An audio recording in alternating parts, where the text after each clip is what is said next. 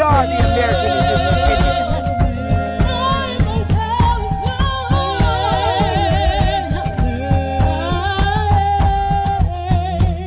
Indians. Copper color Indians, baby.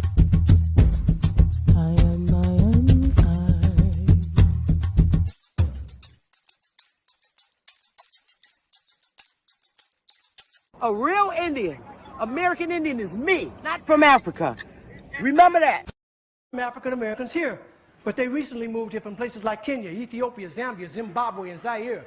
But now the brother whose family's lived in this country for generations, occupying space in all the locations, New York, Miami, LA, Detroit, Chicago, even if he's wearing a dashiki and sporting an afro.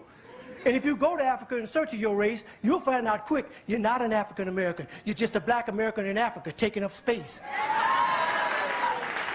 Why you keep trying to attach yourself to a continent where even if you got the chance to go and you went, most people that wouldn't even claim you as one of them, as a purebred daughter or son of them. And we are not Africans. We are not African. Are you an African, baby? I'm not no African. Nigga, you. ISO. Dama. Woo! Hey, there's so many lies, so many lies. Hey, there's so many lies, so many lies. Yo, there's so many. Hey, there's so many. Yo, there's so many.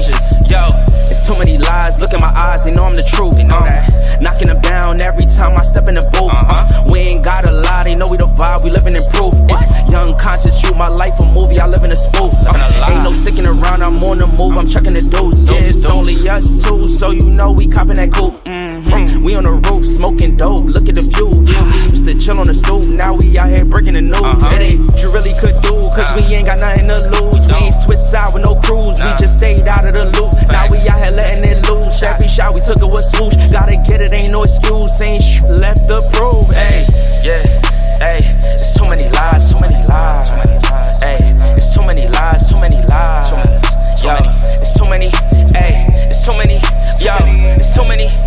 Yeah, ask them a real question, yeah, I bet it's all lies. Hey, they won't cross that line for a fact that's offsides. Hey, too much penalties when they run this back, yeah, it's fines. Hey, could've been here with us, but we do not force no vibes. Hey, she gon' ride the whip and let me park it in the driveway. They just want the praise like they Yahweh. Getting so much bread, yeah, the ride way. We done already won, yeah, that's worth the ride way. But they still lying right through their teeth, and they still hiding behind many truths. They was D9, watch my every move, tell them keep time. Leave that shit on scene, I ain't replying. Less I know you, that don't mean I'm Hollywood. That just mean I'm Hollywood. All y'all, I probably stood on the falls, all cause. More times I probably should. I don't know nobody like us. You see how much time it took. Yeah, hey, there's so many lies, so many lies, so many lies. Hey, there's so many lies, so many lies, so many, there's so many, hey, there's so many, yo, there's so many. Whoa. Hey, there's too many lies. Hey, yeah, ISO, Indies, Dama.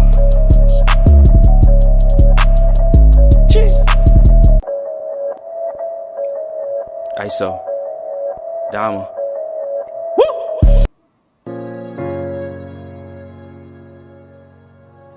Yeah. Conscious. Matic. Alright, so far where I come from. I sit and wonder about the times that it made sense, but nowadays I don't worry about what's past tense. My younger days I used to hang around with mad friends. If we just fell out, I don't really know what happened. A lot of people come around and keep you stagnant, distraction. So yeah, don't show them no compassion. We was really out here grinding, really rapping, stacking them Franklins, them Grants, and them Jacksons. Imagine if we would've never chased our passion. We probably would've never knew what happened. They was all just talk, we showed action. Once they leave, don't you let them back in. Just pack up all their stuff and send them packing. I'm blacking on anybody thinking they could act up with me. This vibe ain't for free, cause where I'm at in life, I'm only focused on me. Note the self, know yourself, focus on your health. They don't wanna help, then fuck it, do it by yourself. Don't give them no excuse to put you on the shelf. If it's me, myself, and I, then there's no one else. Yeah. Self-love is the best love. It's the people who always give that never get love. They ain't real enough to probably say they messed up. Just let it go and make the best of it. Yeah, self-love is the best love.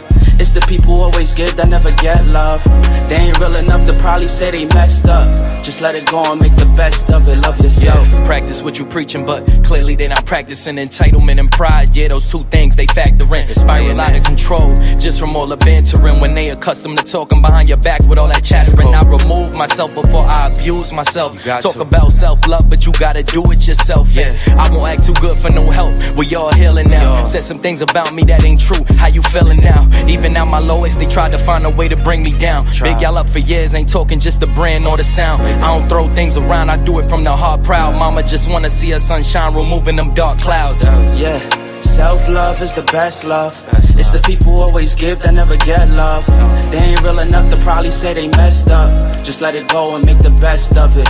Yeah, self-love is the best love. It's the people who always give that never get love. They ain't real enough to probably say they messed up. Just let it go and make the best of it. Love yourself.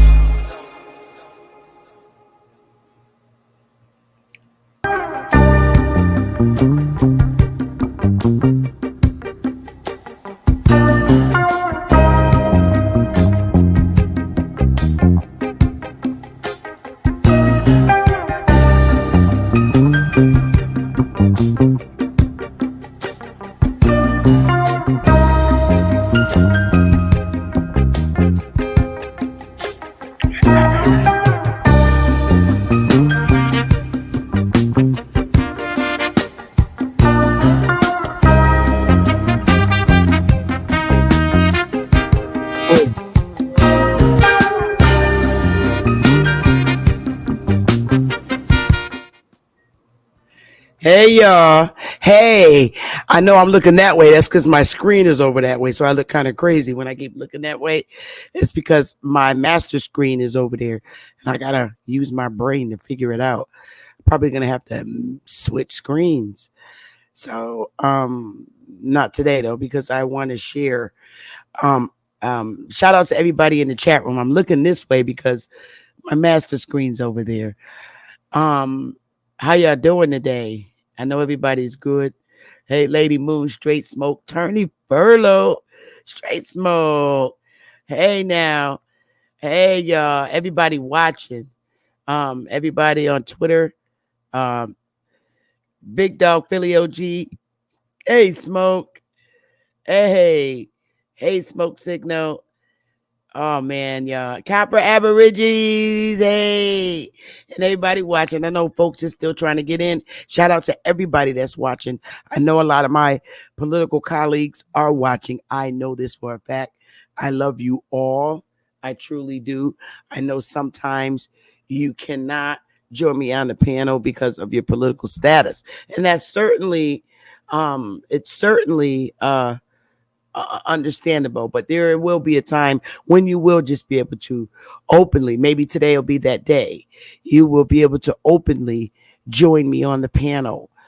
We do have freedom of speech. We are not humiliating or threatening anyone in any manner on this channel. Sometimes I get goofy because of the different populations that I am lecturing to, which is all over the world at this point, and certainly across the 50 states. And sometimes I get goofy, and sometimes I've stepped down to the level to where I can reach people at, and then try and redirect. So that's a little social worker move. Okay. So sometimes it gets really goofy. And sometimes I have to act that way, but I'm trying to pull away from the acting mode and just be myself. At some point, I have to. I've been doing it now for 4 years, getting ready to go. Let me see. Yeah, 4 years, getting ready to go into my 5th year of lecturing on my channel. And I am slowly moving into myself. because I can no longer continue to keep acting. At this point, people should understand where I'm coming from, and they should all be on a level and understand who I am and what I'm about. Okay. I am not, and I repeat this and I mean this from my heart. I am not a racist. I am not. Sometimes in my position, coming from the community that I came from, I have to exercise behaviors in order to get certain populations to really understand me and understand that I am not their enemy and that I do want to help them and I do want them to do better. I do want them to take advantage of the same opportunities that I chose to take care of in my life. And that's continued education, steadfast education, being a business owner, being in a position of importance. So bear with me as I try and transition back into Bethy, the person everybody knows me by, Bethy. But sometimes I do, there is a trigger where I have to revert to particular behavior to get the individual to see where I'm coming from. A lot of our people are in a complete puzzle, psychologically, a broken up puzzle, and they're very, very, very uninformed. Very uninformed. They've been directed in many directions, terrible directions, as far as being raised from children. A lot of us have not had the proper guidance in our lives, a lot of us. And that's in every race. But I'm really focusing on my community to transition a lot of the behaviors that have just been taking place and instilling accountability. I can certainly say that I'm accountable for a lot of things in my own personal child's life as a parent, and all parents should to uh, be able to be accountable for things. I mean, we're not, and not to say all parents are bad, but we all are not perfect either. And we make mistakes, we make dumb mistakes, and we try and fix it. We try to fix the mistakes. And the way you fix a mistake where you feel that you failed as a parent is, even if the child is an adult now, the object is to work with them and get them to understand where you were coming from in life and what you thought you were doing for them. Okay. So I'm slowly transitioning back into the Bethy that they know. And I guess at that point, a lot of my colleagues will join me on the piano because they're not used to certain behaviors that I've been exercising on YouTube. But I have to do what I have to do to reach my community. I am focused on my community and I am teaching my community that it is not white people's job to educate us and direct us and guide us into great behaviors and guide us into being professional and great people. Bottom line. So bear with me while I continue slowly to transition. I've turned over a lot of the things that I formerly did in YouTube to other people who I felt would be greatly beneficial to whose channel I felt would be greatly beneficial to grow in my community. So hopefully they understand where I was coming from too, why I support them so much, and why I think that, and why I feel that they are really great people. Bottom line, to deal with particular populations in our community. So bear with me. And what I'm going to get in today is what I want to get in today is I want to talk about the colored and white pirates. Okay. That's what I want to get into. My lecturing style won't change, of course, because I like to give the visual and I like to give my own personal perspectives.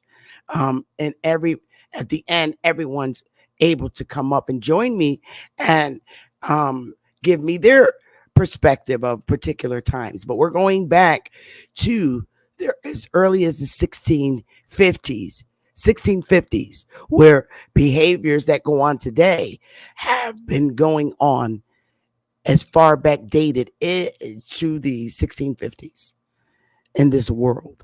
So, with that being said, everybody, please hit the like button, share if you can, and let's get into it. Okay, bear with me because I'm trying to fix my share screen so I could work a little bit better. All right, so I'm getting some help.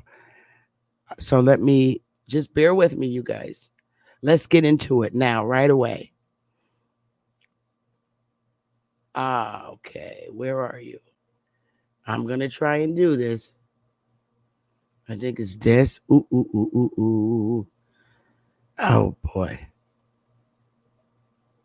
You know what? I'm gonna do this. I'm not gonna do that. I hate this, y'all. I'm telling y'all right now. I'm gonna try and do it really quickly. Hopefully it works. I don't know. Okay, yeah, it did work.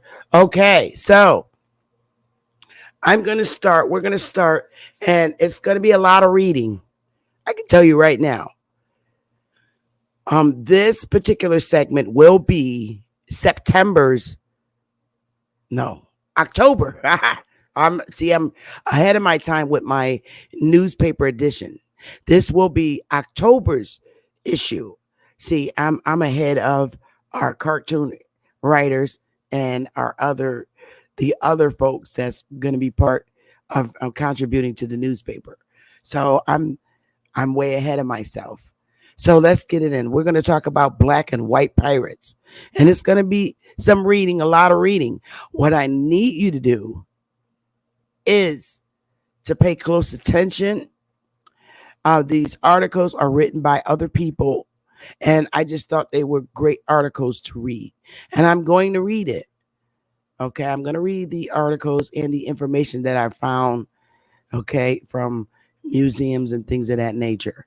So bear with me, but let's first go through particular definitions. Okay.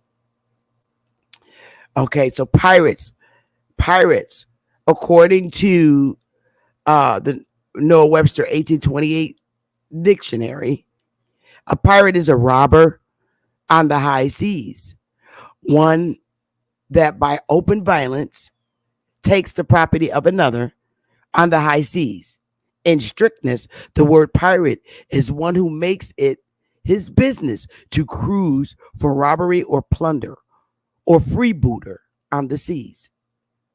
An armed ship or vessel which sails without legal commission for the purpose of plundering other vessels indiscriminately on the high seas.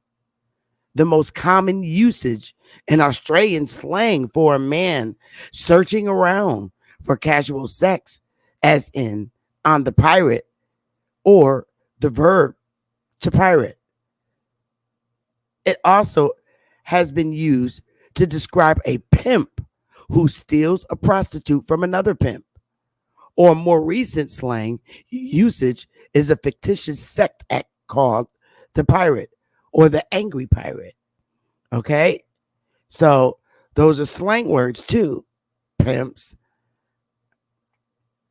If you're going to modernize it, and if we're going to modernize it, they're drug lords, they're gangsters, stick up kid, thieves.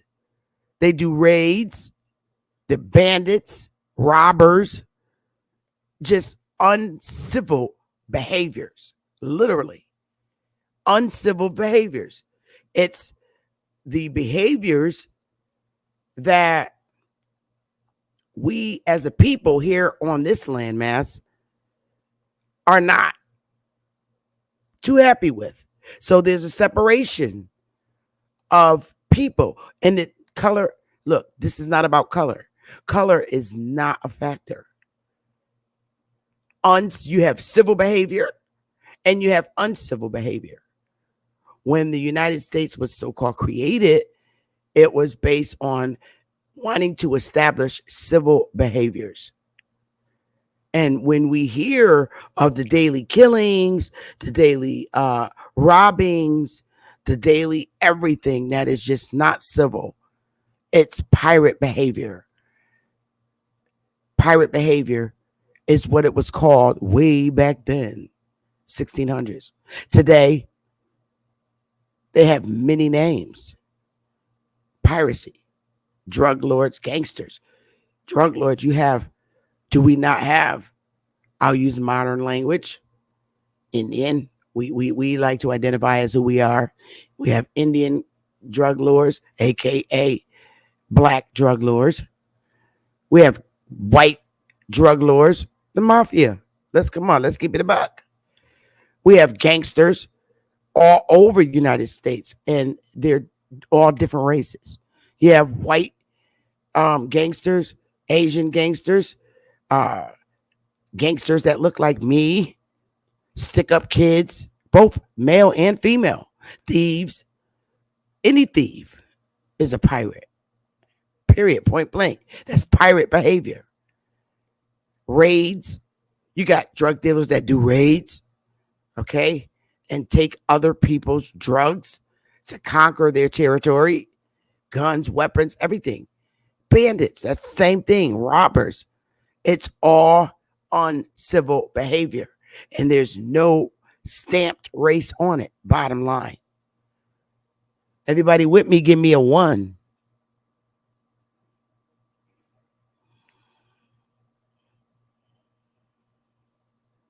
Everybody with me, give me a 1.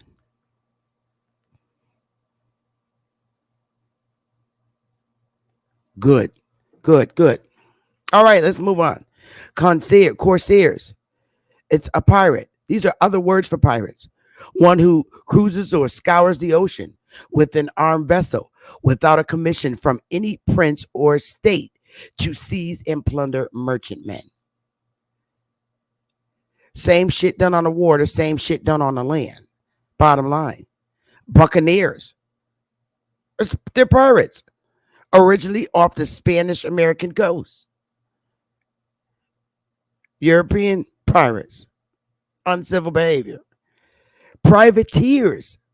An armed ship owned and officered by private individuals holding a government commission and authorized for use in war, especially in the capture of enemy merchant shipping. Now, privateers is a little separate. Privateers are government controlled. Let's say the United States send a ship out to grab these pirates. And then we'll talk about liberals, because in our community, we were poor communities, okay? We were told that we were Democrats. It wasn't an option ever. We were told because we were poor that we should always strongly support the Democratic Party.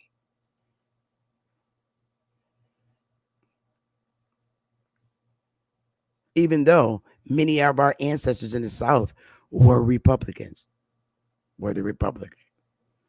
But when we came north and moved into the inner cities, they began to orchestrate to us that we should be Democrats because Republicans are racist and they don't help poor people, which has turned out to be a big lie, a huge lie. Terrible. So a lot of us that used to be Democrats are now waking our people up so that they can find out for themselves what their beliefs are internally and by the individual.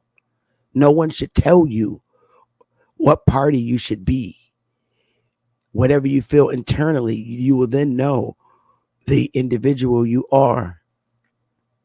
Liberals, a supporter of policies that are socially progressive and promote social welfare. Is also a supporter of the political and social philosophy that promotes individual rights, civil liberties, democracy, and free enterprise. Okay? Conservatives are adverse to change or innovation and holding traditional values. In a political context, favoring free enterprise, private ownership, and socially traditional ideas. I later find that I am a conservative. It's the liberals' rhetoric that have us in the position that we're in now. Okay. And we're going to go through all of this and you begin to understand why. So let's first, before we move forward, let's read about the pirates and then we'll go into the political discussion. So we see these pirates, they're brown and they're white too. Huh. Really, as a little kid, a lot of the TV shows always showed the white guy as the bad, mean pirate that steals. They always did. They planted that in our head that white guys, it was all pirates are only white people, and they are the thieves and everything. But they failed to show that there were indeed many thousands, hundreds of black pirates. I'm using modern day language. Okay. Now we're talking the golden age of piracy from 1650 to 1730. Okay. Let's get it. So now I'm going to start the reading. It's going to be a lot of reading. During the golden age of piracy, a pirate ship was one of the few places a black man could attain independence, money, and power. So if you look at that from today's perspective, the war on drugs, you can literally replace that. Is one of the few places Indians, aka black man, could attain independence, money, and power, because a lot of people with felonies, a lot of states were not implementing second chance initiatives. The criminal charge was held over their heads even when they've done their time. They were never released from prison psychologically. Throughout history, there have been people willing to rob others, transporting goods on the water. These people, known as pirates, mainly targeted ships, though some also launched attacks on coastal towns. Many of the most famous pirates had a terrifying reputation, and they advertised this by flying gruesome flags, including the Jolly Roger, with its picture of a skull and crossbones. Captives were famously made to walk the plank, though this doesn't appear to have been as common in reality as in fiction. In fact, it is likely that most victims of piracy were just thrown overboard. Pirates have existed since ancient times. They threatened the trading routes of ancient Greece and seized cargoes of grain and olive oil from Roman ships. The most far-reaching pirates in early medieval Europe were the Vikings. Thousands of pirates were active between 1650 and 1720. And these years are sometimes known as the golden age of piracy. Famous pirates from this period include Henry Morgan, William Captain Kidd, Calico Jack Rackham, Bartholomew Roberts, and the fearsome Blackbeard Edward Teach. Though this golden age came to an end in the 18th century, piracy still exists today in some parts of the world, especially the South China Seas. Pirates of the Caribbean. The explorer, okay, we'll say he's real, okay? It's questionable if this guy is really real. The explorer Christopher Columbus established contact between Europe and the lands that were later named America at the end of the 15th century. As he was working for the Spanish monarchy, these new lands were claimed by the Spanish, who soon discovered them to be a rich source of silver, gold, and gems. From the 16th century, large Spanish ships called galleons began to sail back to Europe, loaded with precious cargoes that pirates found impossible to resist. So many pirate attacks were made that galleons were forced to sail together in fleets with armed vessels for protection. As Spanish settlers set up new towns on the Caribbean islands and the American mainland, these too came under pirate attack. Corsairs, buccaneers, and privateers, we already read about them. Corsairs were pirates who operated in the Mediterranean Sea between the 15th and 18th centuries. Muslim corsairs, such as the Barbarossa, Redbeard brothers, had bases along North Africa's Barbary coast, while Christian corsairs were based on the island of Malta. Both used to swoop down on their targets in oar-powered boats called galleys to carry off sailors and passengers. Unless these unfortunates were rich enough to pay a ransom, they were sold as slaves.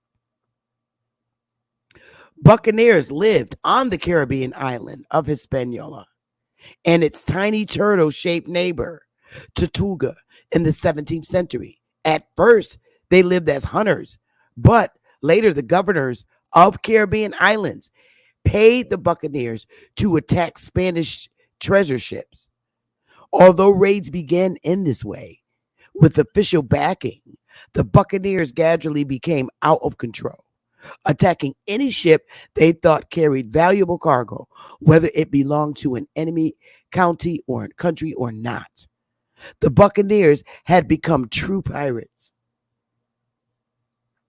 Privateers, meanwhile, were privately owned rather than navy ships armed with guns, operating in times of war. The Admiralty issued them with letters of marque that allowed them to capture merchant vessels without being charged with piracy. Why pirates became pirates? In England, there was social disruption. Smaller farmers were forced off the land by ruthless landowners, and small tradesmen were challenged by larger businesses. These displaced people flocked to urban areas looking for work or poor relief.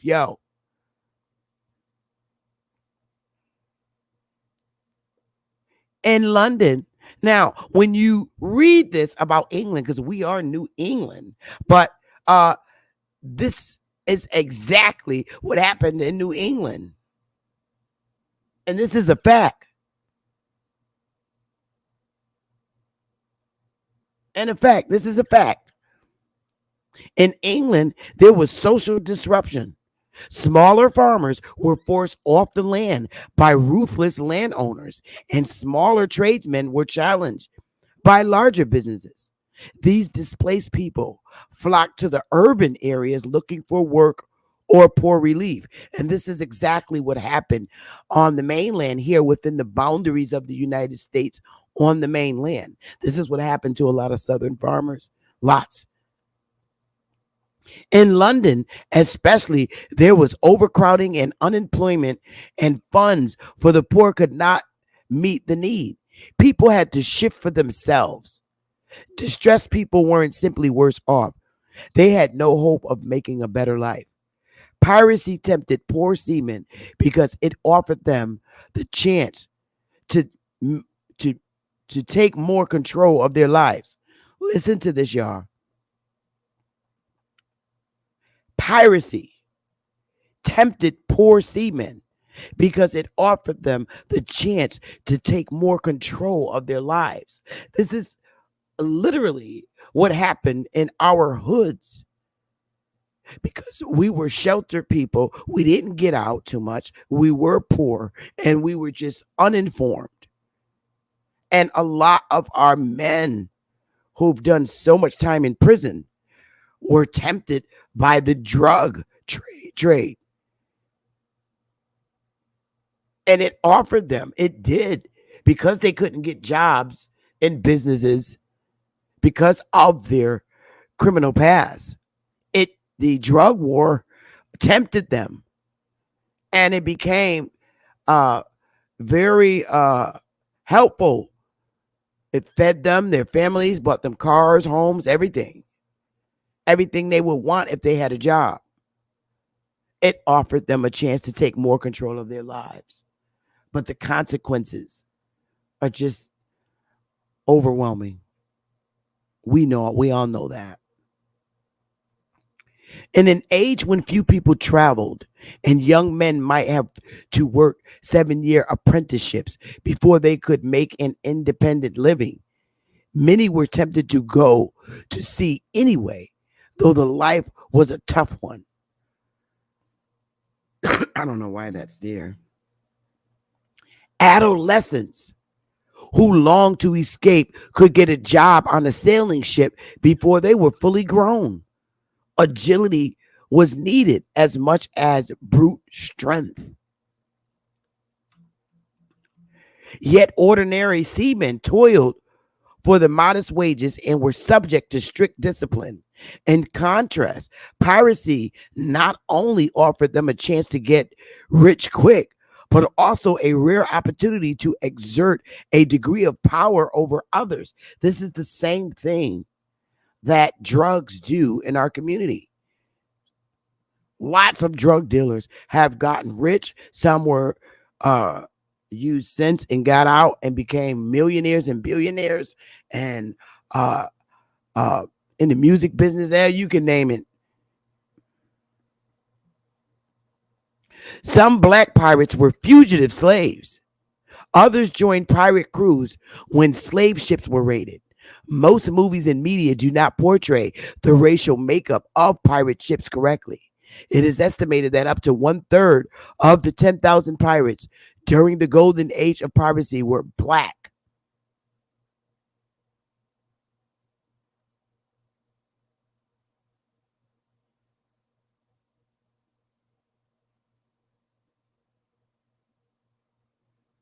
On these pirate ships, black pirates could vote, carry weapons, and receive an equal share of the booty. Back on land, however, justice for black and white pirates was not equal. White pirates were usually hanged, but black pirates were often returned to their owners or otherwise resold into slavery, a fate worse than death for some. And here is a portrait of Black Caesar, and I'm going to use modern day language. He's a Jamaican. Many black pirates rose to prominent status aboard their ships. Many of their names have been lost to history, but we still know a few of them. One of the most famous black pirates was Black Caesar, who raided ships in the Florida Keys for almost a decade before joining Blackbeard aboard Queen Anne's Revenge. He was known as a large and cunning man. Many accounts state that he was an African chieftain who was captured into slavery and then escaped. Okay, I'm going to read that again because it's not giving any proof. Many accounts state, though the accounts are opinions, that he was an African chieftain who was captured into slavery and then escaped. This makes no sense. But he knew his way around the Caribbean islands and everything good. So you got to dodge the hijack, flag on the plane. This man could have been an Arawak. He could have been an African. And, he could have been a Taino. We don't know. They won't tell you. And then in another area, it says Black Caesar. Place, date of birth is unknown. They don't know. They say they don't know where he was born. But he died in 1718. Was a legendary 18th century Caribbean pirate of West African descent. Now, y'all know we got them slave ship and them British former independency slave records. So I don't know. I don't know if they don't have his damn birth date or where he was born. But He was a Caribbean pirate of West African descent. So we don't know. Again, West African, the colonies in West Africa were not established, okay, in 1718. So this is what really knocks things out the box. Could this man have been a Taino or Arawak? Or maybe he is an African who was brought in on a slave. I don't know. For nearly a decade, he raided ships from from his home based in Florida.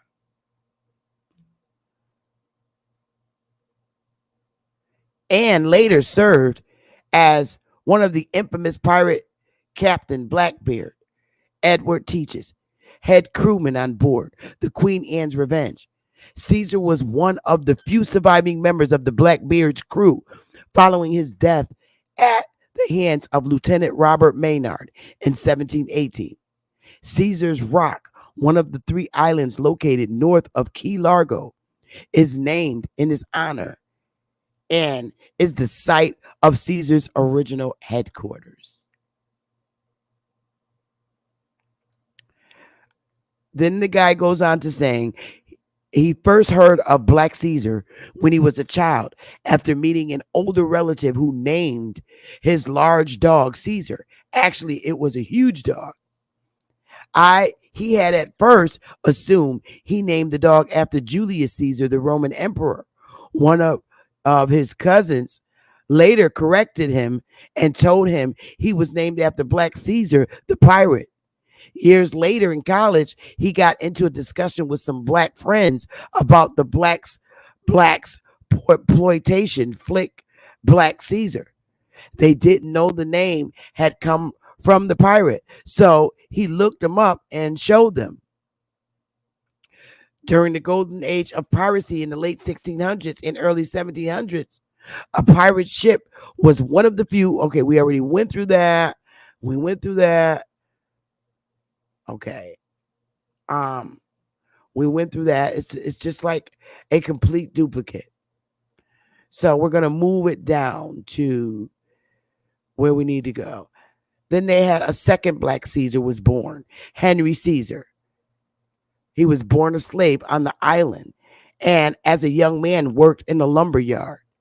The supervisor of the yard mistreated him, and Henry saw a chance for freedom during the slave insurrection toward the end of the 18th century. During the insurrection, he killed the supervisor and joined the underground freedom fighters. Caesar stayed on the island until it received independence from France, then set off to make his fortune at sea. According to the tale, he captured a Spanish ship and made his way around Cuba and the Bahamas. By 1805, under the name Black Caesar, he was attacking small villages and loaned ships from his base in the Florida Keys. Henry Caesar is said to have buried between 2 million and 6 million in treasure across several islands in the area. He disappeared around 1830 with various theories as to why. Some say that he fled when the U.S. took possession of the area, while others believe that he was captured and burned to death by the U.S. authorities. And this pirate, who is black, but he's also Cuban, was Diego Grillo, began a life as a slave in Havana, Cuba. He escaped and joined a band of black pirates that plied the West Indies, Florida, and South America. His base of the operation was Tortuga. In 1671, as captain on board his own 10-gun ship, the St. Jean, he assisted Henry Morgan in sacking Panama. In 1673, he was hanged for piracy. A statue of Grillo is at the Casa Museo Cayo Largo, a museum in Cuba. And there he is, honey. Right there. That is the statue.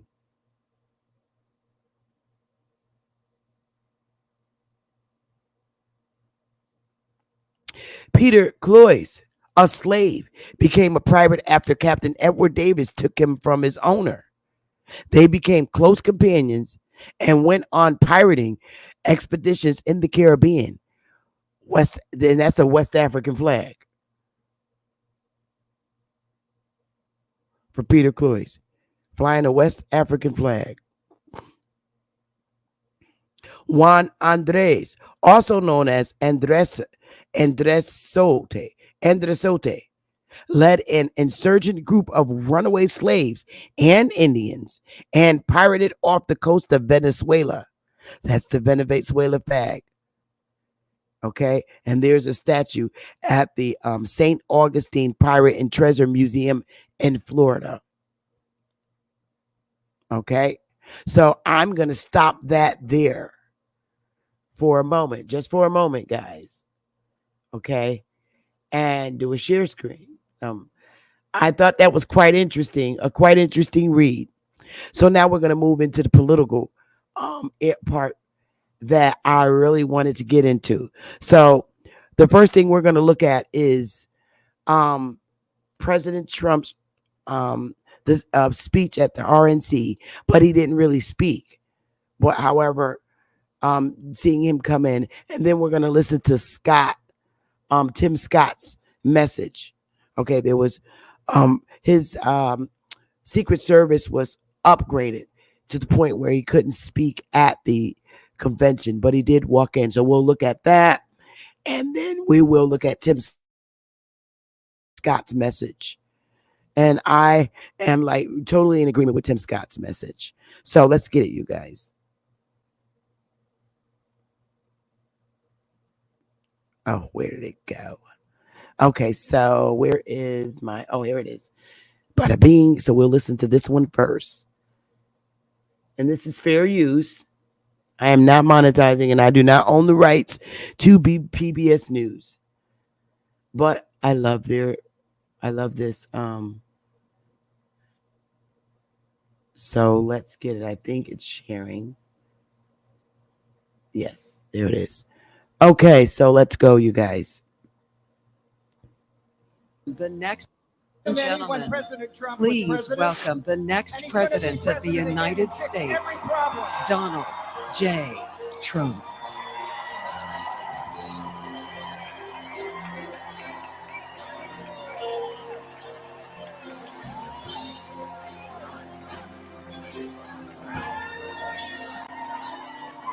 If tomorrow all the things were gone, I'd worked for all my life, and I had to start again, just my children and my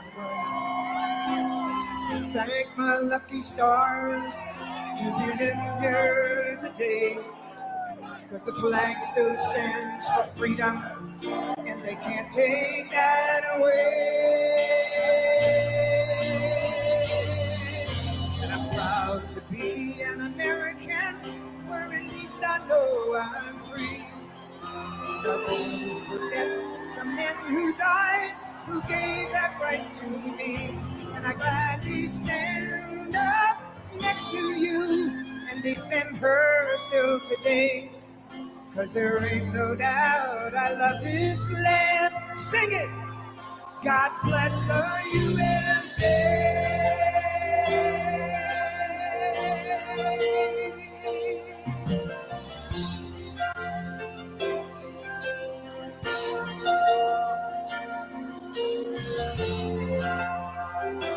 We are here tonight with one purpose, and that is to elect Donald J. Trump as the next president of the United States.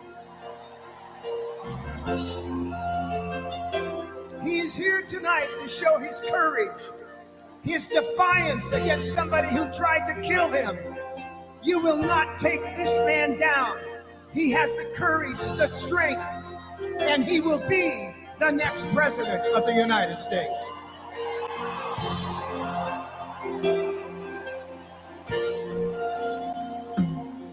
From the lakes of Minnesota to the hills of Tennessee, across the plains of Texas from sea to shining sea. Ladies and gentlemen, the 45th President of the United States and soon to be the 47th President of the United States, please welcome Donald J. Trump.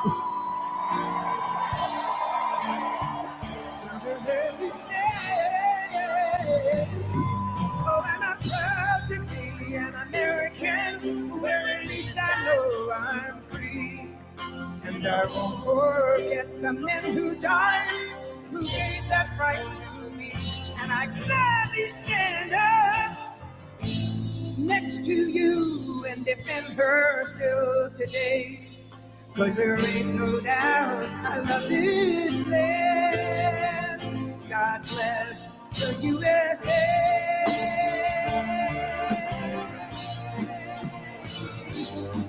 Oh, and I'm proud to be an American, where at least I know I'm free.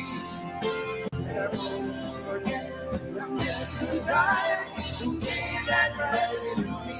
And I gladly stand up next to you and defend her still today. 'Cause there ain't no doubt I love this land. God bless the USA.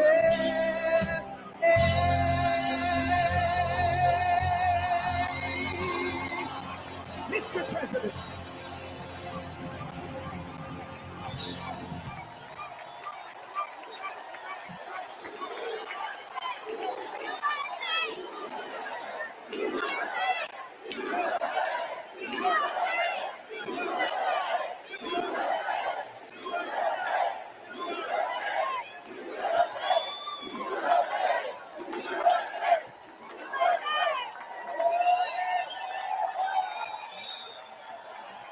Please welcome Mark Laws from Cedar Springs, Michigan.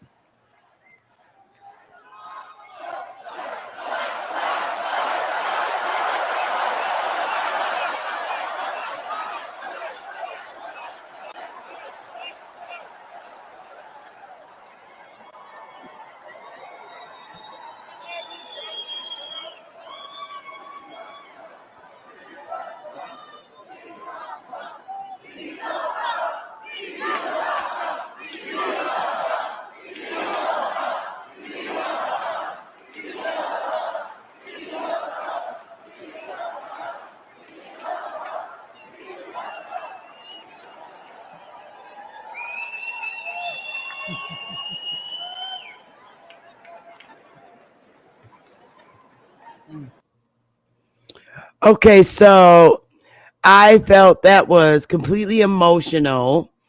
And it was. Oh, wait a minute, it's trying to start again. I thought it was very emotional, and from the looks on him, and I'm glad that they upped the security for him. I don't care who it is, nobody's dad, nobody's husband, nobody's brother, nobody's grandpa should be harmed when they're doing what they're supposed to do in a civil manner to run for the highest position in the country. No one should be attacked. Literally, no one should be attacked and shot. I don't care. I don't care what political party it is, whether it's a Democrat, whether it's a Republican, whether it's an independent. Nobody's father should be attacked or child, and nobody should be attacked like that. And I didn't like the attack. I thought it was horrible. And I understand the increase in the protection for him. And I'm glad all his children, including his wife and his new appointed vice president, is there with him. But we're gonna now take a look at Tim Scott's speech, which I couldn't have said it any better than Tim or explained it any better. So here we go, you guys. Fair use. We're going to share this one now. Oh, where is it? Where is my share screen? I thought it was groundbreaking. And I really think he brings the house down in this one. So let's go. And Tim Scott is the Republican senator from South Kakalaki, South Carolina. And I really liked him. Scott of South Carolina. Fair use. Fair use.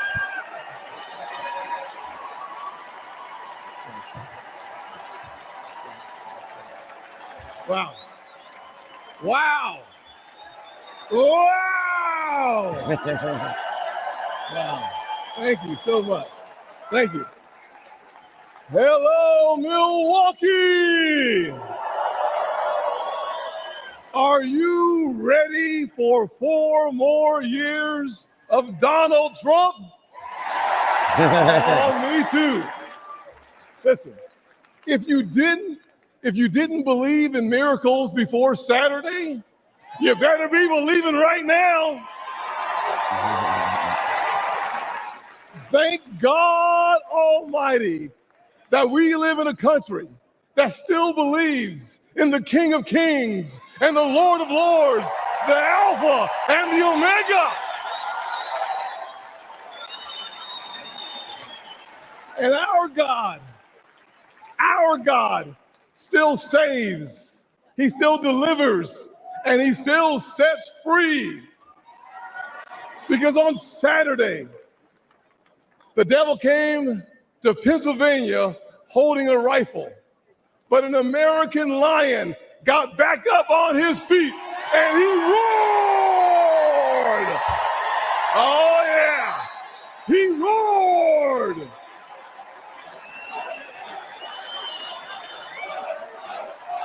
Yeah, yes he did. Yes, he did. You see, America, this is a difficult time for our nation. Inflation is crushing families. Illegal immigration is crushing American workers.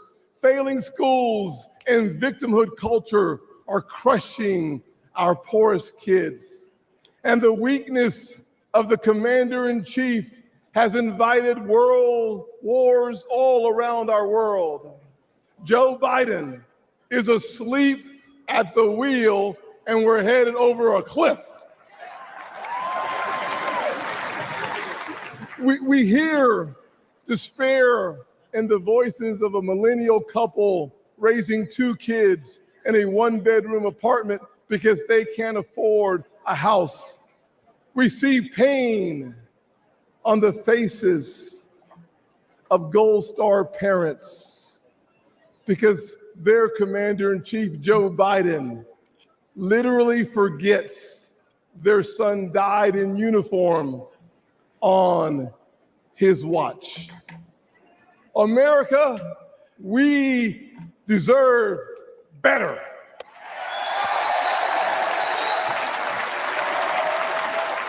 We deserve so much better. I was raised by a single mom in poverty. We had plastic spoons, not silver spoons. But she taught me to work hard, to take responsibility, and reject victimhood. Thank God for my wonderful mama. I know this is going to offend the liberal elites. Every time I say it, it offends them. But let me say it one more time. America is not a racist country.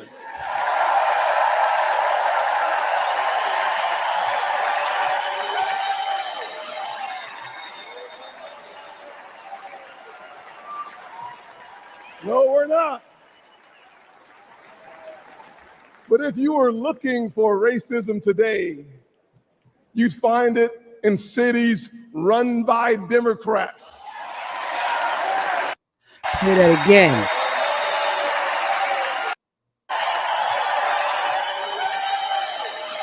every time I say it, it offends them. But let me say it one more time. America is not a racist country.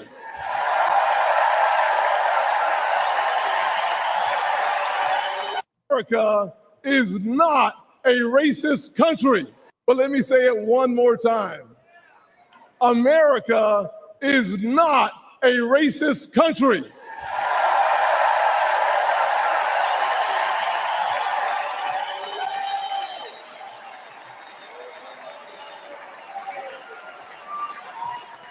No, we're not. But if you were looking for racism today, you'd find it in cities run by Democrats. But if you were looking for racism today, you'd find it in cities run by Democrats. If you were looking for racism today, you'd find it in cities run by Democrats. Or not. But if you were looking for racism today, you'd find it in cities run by Democrats. No, we're not. But if you were looking for racism today, you'd find it in cities run by Democrats. Look on the south side of Chicago. Poor black kids trapped in failing schools, thousands shot every single year, including one of my former interns, Daquan. But there's good news. Look on the south side of Chicago.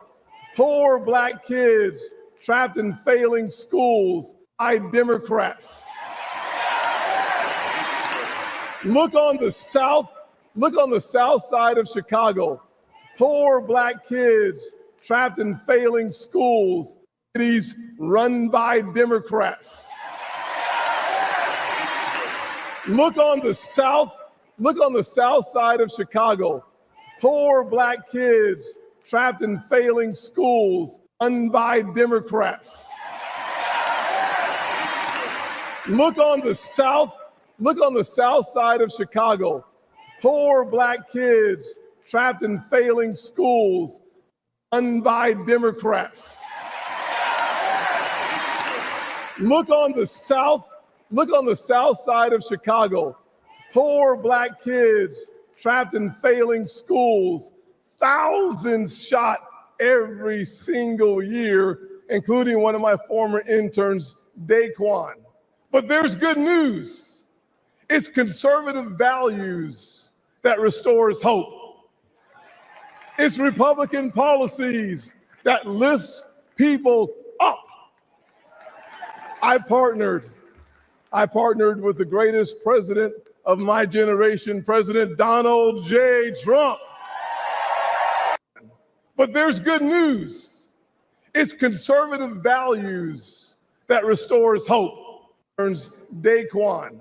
But there's good news. It's conservative values that restores hope. It's Republican policies that lifts people up. I partnered with the greatest president of my generation, President Donald J. Trump.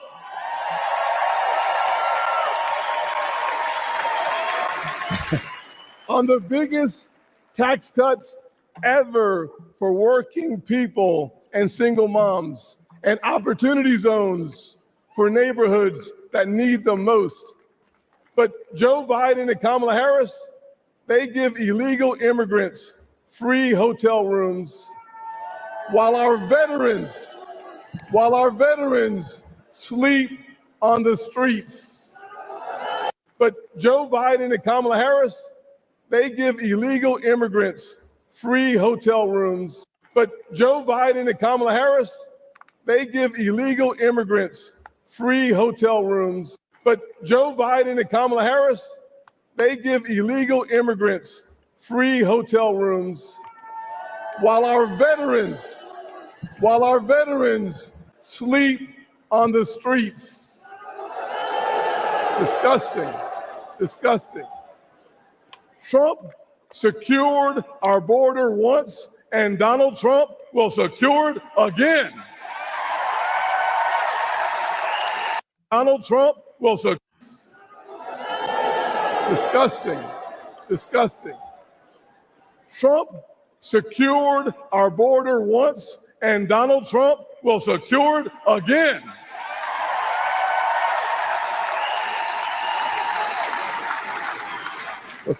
This November, we are not deciding simply the fate for the next 4 years. We're setting a course for the next 40 years. I see our heartland filled with huge American factories, powered by abundant American energy, building what America needs, creating generational wealth for blue-collar workers. You see, we are the Republican Party of Frederick Douglass and of Abraham Lincoln, of Ronald Reagan and Donald Trump. But we, 4 more years. I love it.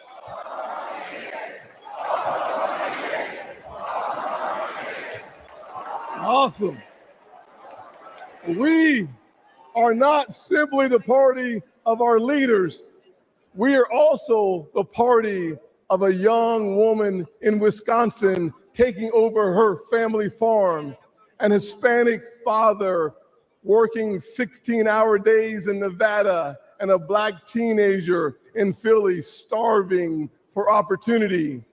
We're not just the grand old party of the past. We are the great opportunity party of America's future.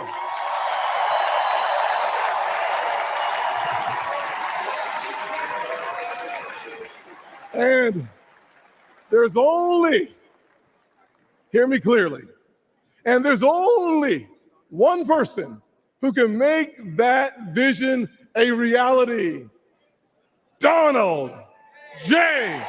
Trump. God bless America.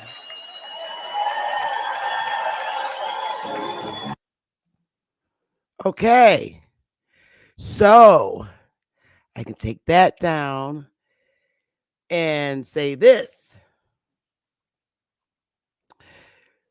I will open my panel up. I also wanted to show, and I'm also going to share with you the links about regarding the pirates. It's going to be in the newspaper. The links will be there for you in the newspaper. But I also want you to understand and also see these pirates for who they are. And let's see. Let's do one last share screen.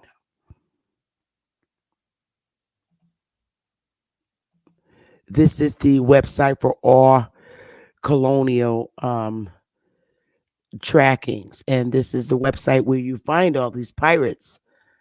Some of you could be related to these pirates. This is genealogy, baby. Let's get it. Okay. And I'm going to share this. Here, Peter Cloyce. Remember, I just read about Peter Cloyce, the pirate. And if you look at the flag over here, okay, that's a West African flag. All right. He's rocking a West African flag. So a lot of these people you see here, you can be related to them. Literally. These are all pirates. And a lot of you can trace your ancestry to these very people. Okay? I'm not sure if anyone has ever seen this. And you'll know your ancestor, whether your ancestors from Africa or not. This is starting from the 1620 to 1660. Okay? Here's a way where you can trace your ancestry and say, okay, I'm from Africa or I'm from the Caribbean. It's in here. And these are colonial records. And you will get this. You should be able to get this. I'll put it in the chat now. It's something great to look at. I do genealogy and I trace everywhere. All right. So I'm going to stop the share screen for a moment and I'm going to bring you over here so I can stop looking over there. But anyway, you guys, I'm going to say this. I really liked Tom Scott's speech. He hit a bunch of great points. And it is, the Democrats have always spoke of uplifting. And because as a people in our communities, we have been so uninformed. And I mean to the fifth power. To the fifth power. I really strongly stand on Tim Scott's message. And as a community, we have been so uninformed. The start with nonprofits and LLCs have not been taught in our communities. You were always taught, and we were always taught as a people to be slaves.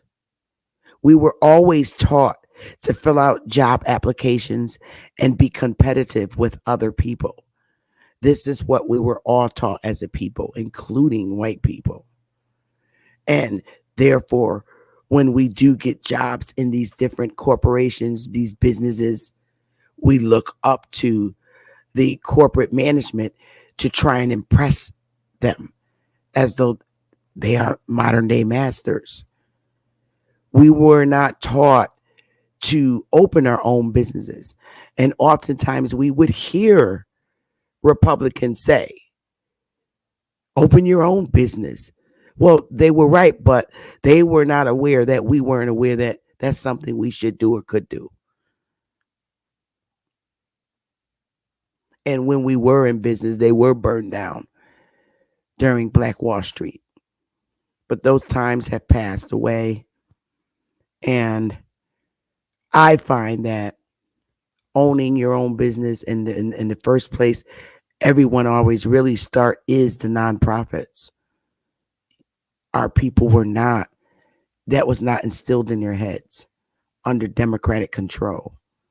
We were always taught to get a job. And what we're doing is looking and admiring people who start nonprofits when in fact we should have been doing them ourselves, but no one taught us that. And it is this administration that really woke up a lot of people, not just our people, but a lot of people. And this not this administration, the Biden administration, I'm talking about the Trump administration, is the administration that really woke up all the Americans across these 50 states to begin opening their own businesses. Okay. And being those business owners that we always dreamed to be. I tell you this, you're not free from slavery until you leave the Democratic Party. You are not, again, I repeat, when you remove yourself from the Democratic Party, you are now a free slave. And I'm going to leave it just like that. When you remove yourself from Democratic rhetoric and indoctrination, You are now free.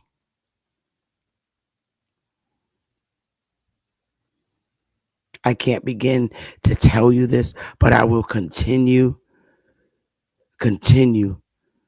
to push it in your head until you free yourself. You are a slave in the Democratic Party. When you come out the Democratic Party, you are then a freed slave.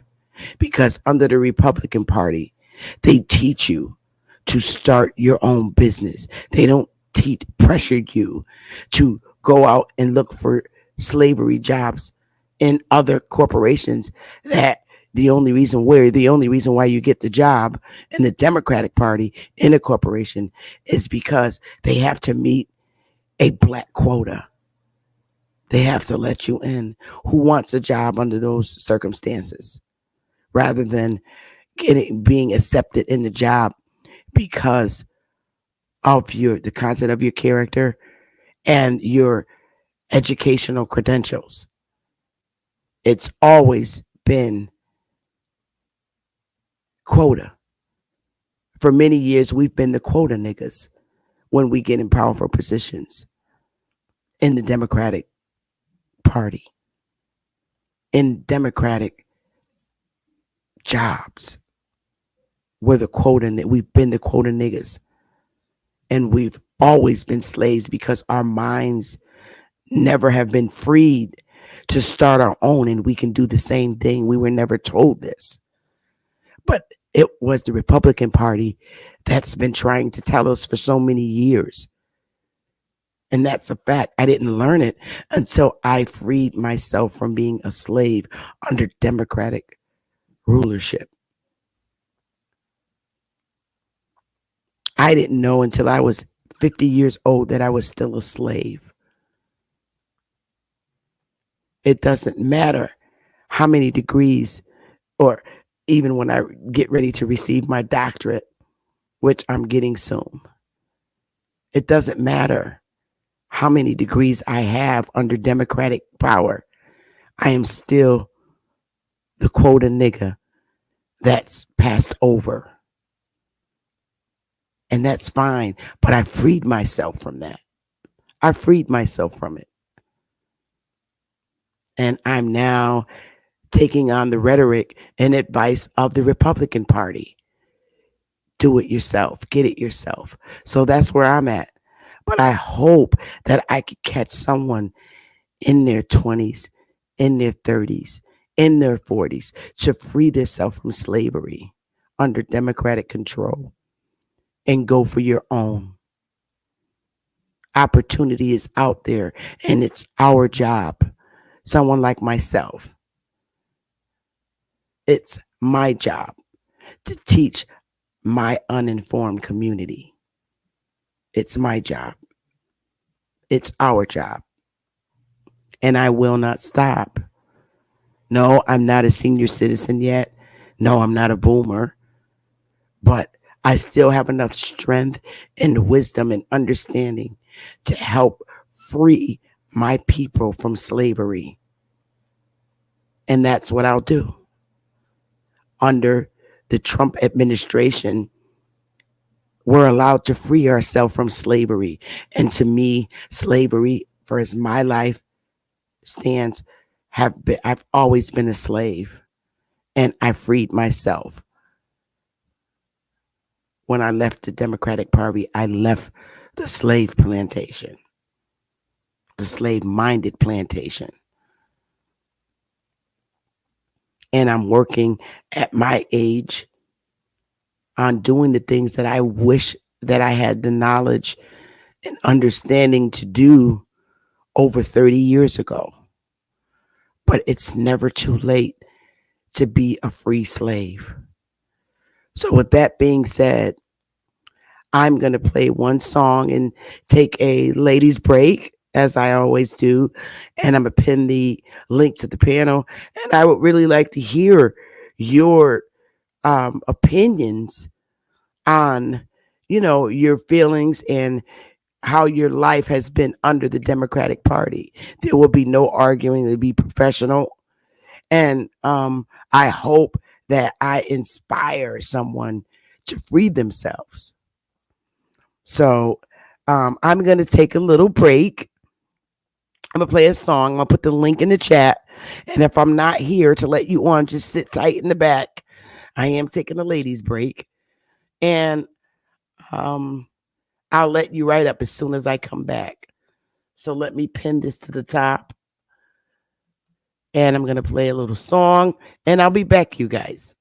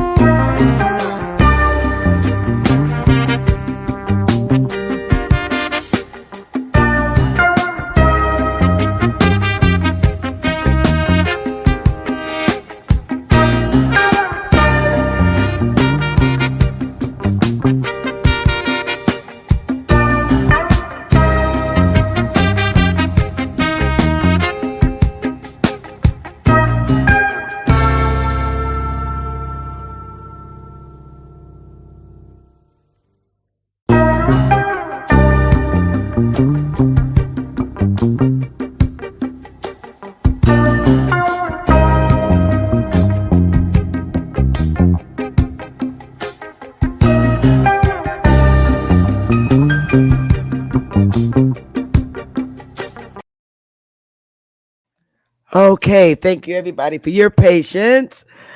Straight Smoke, is that you? Yes, ma'am. Yes, ma'am, it is. Okay. Okay, I just wanted to make sure before I take down my. How are you today? I am doing awesome. Doing awesome. Very, very nice. Very nice what you was doing today. Very, very nice. Couldn't have said it better myself. Thank you. I I was really touched by Tim Scott's speech, and I really liked the entrance of Donald Trump's entrance into to the RNC. I thought that was great.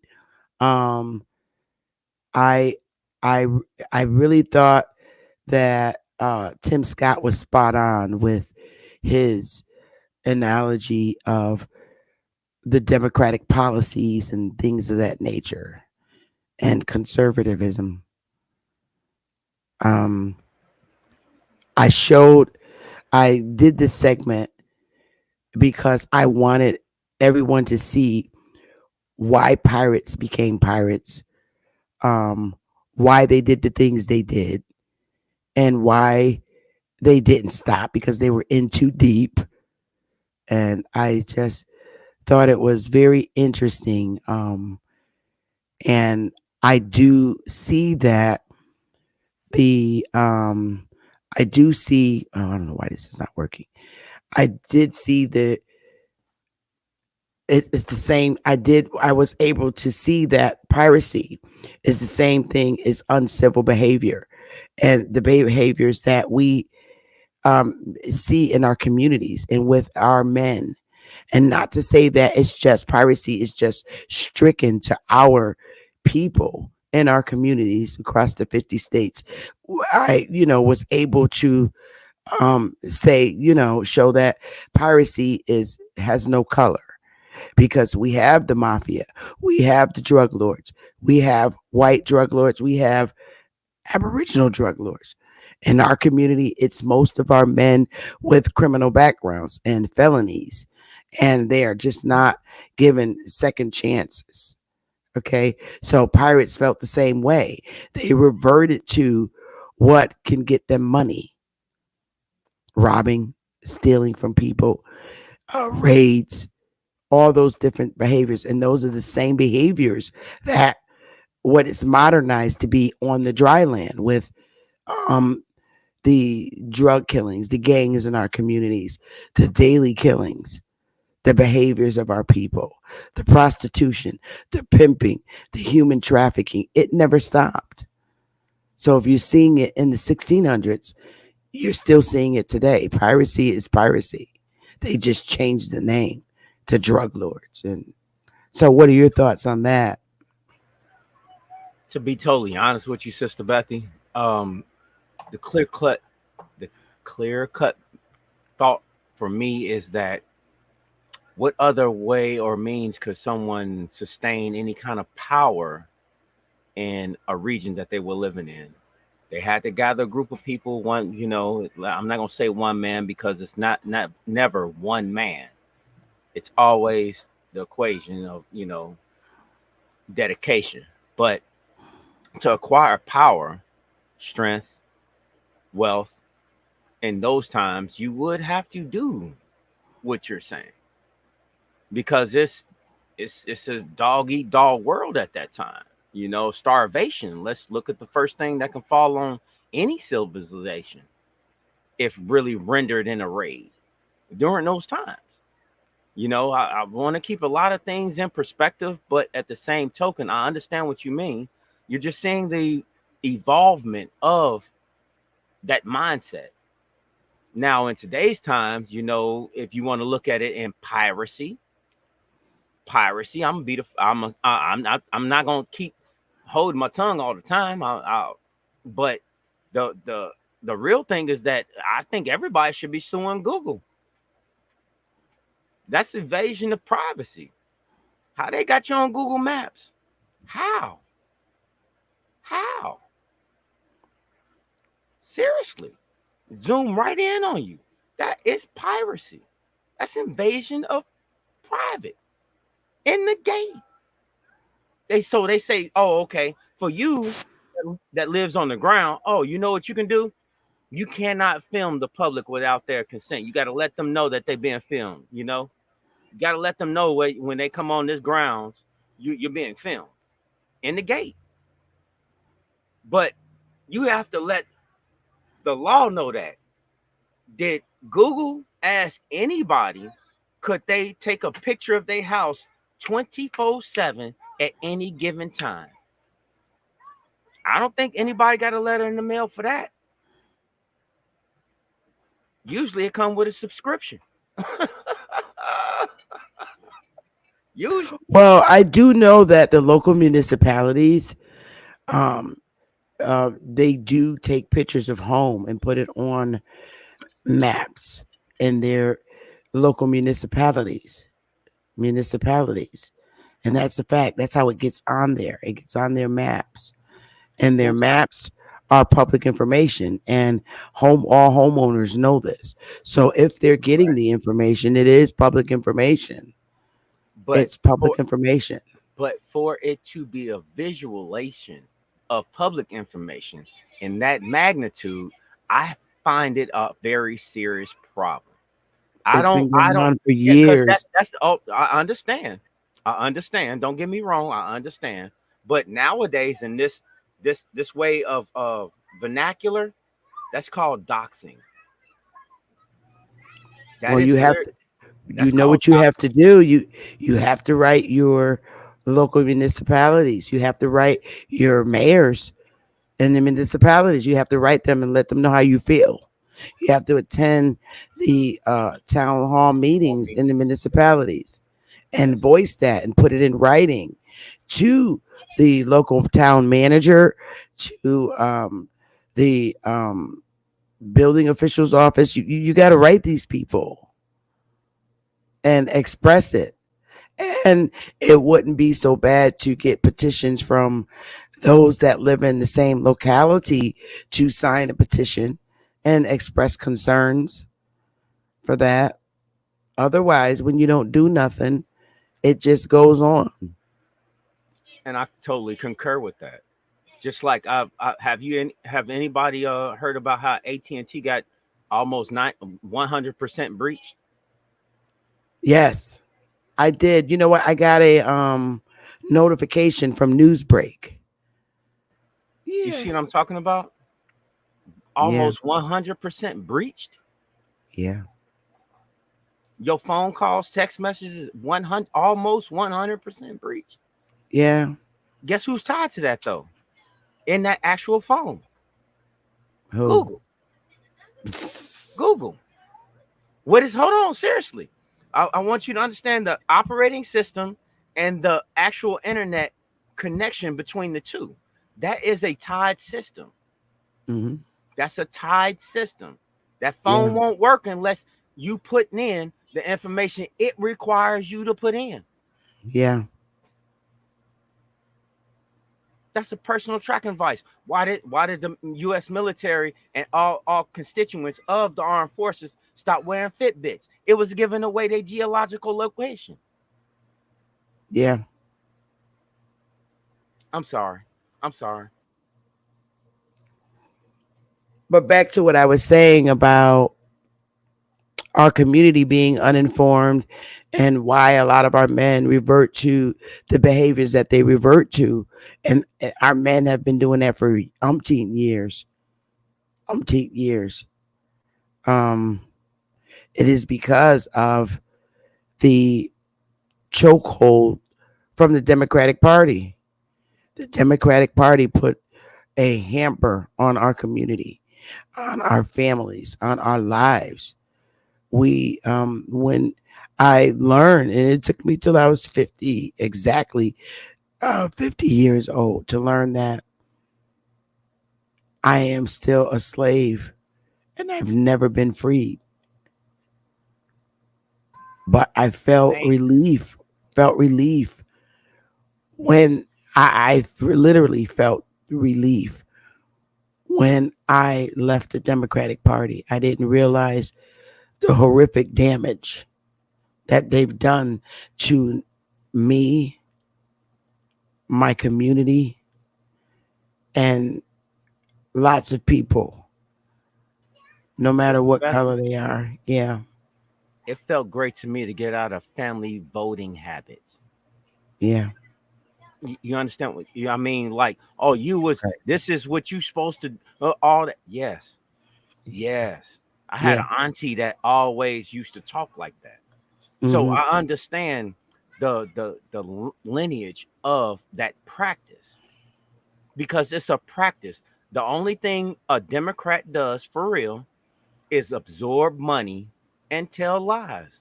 Yeah. That's it. That's And it. their behaviors are all the same. Yes, it is. Whether they're in corporate management, nonprofit, it doesn't matter. Their Doesn't behaviors matter. towards their staff is all the same. And Democrats always taught us that the Republicans were the racist people and the horrible people. But working under that party for so many years and, just affiliating myself with that party, that's they were the masters.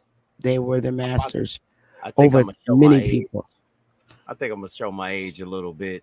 Just a That little it bit. is quite fine, but we all suffered them, and it didn't matter. It doesn't matter what our race is.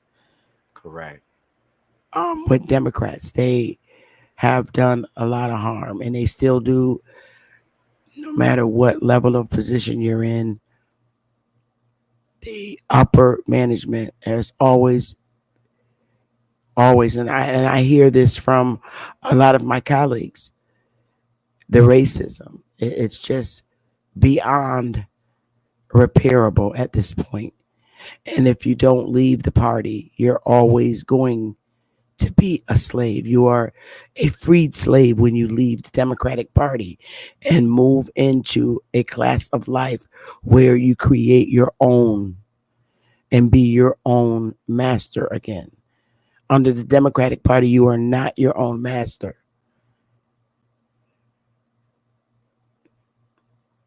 It's not a system that's set up for you to be successful. Not if you're not this color skin. It's not. It's a pyramid scheme. Correct. And you don't know the harm. You think the harm is coming from direct level, but it's not. It's always from the top. And it's painful because you really didn't know. You didn't know. But it's never too late. When you know better, you do better, right? That's what they say. So that's my life here out. I know better, so now I have to do better.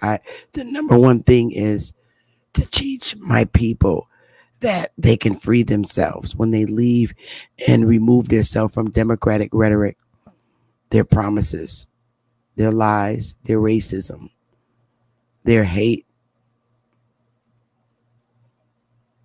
Yeah.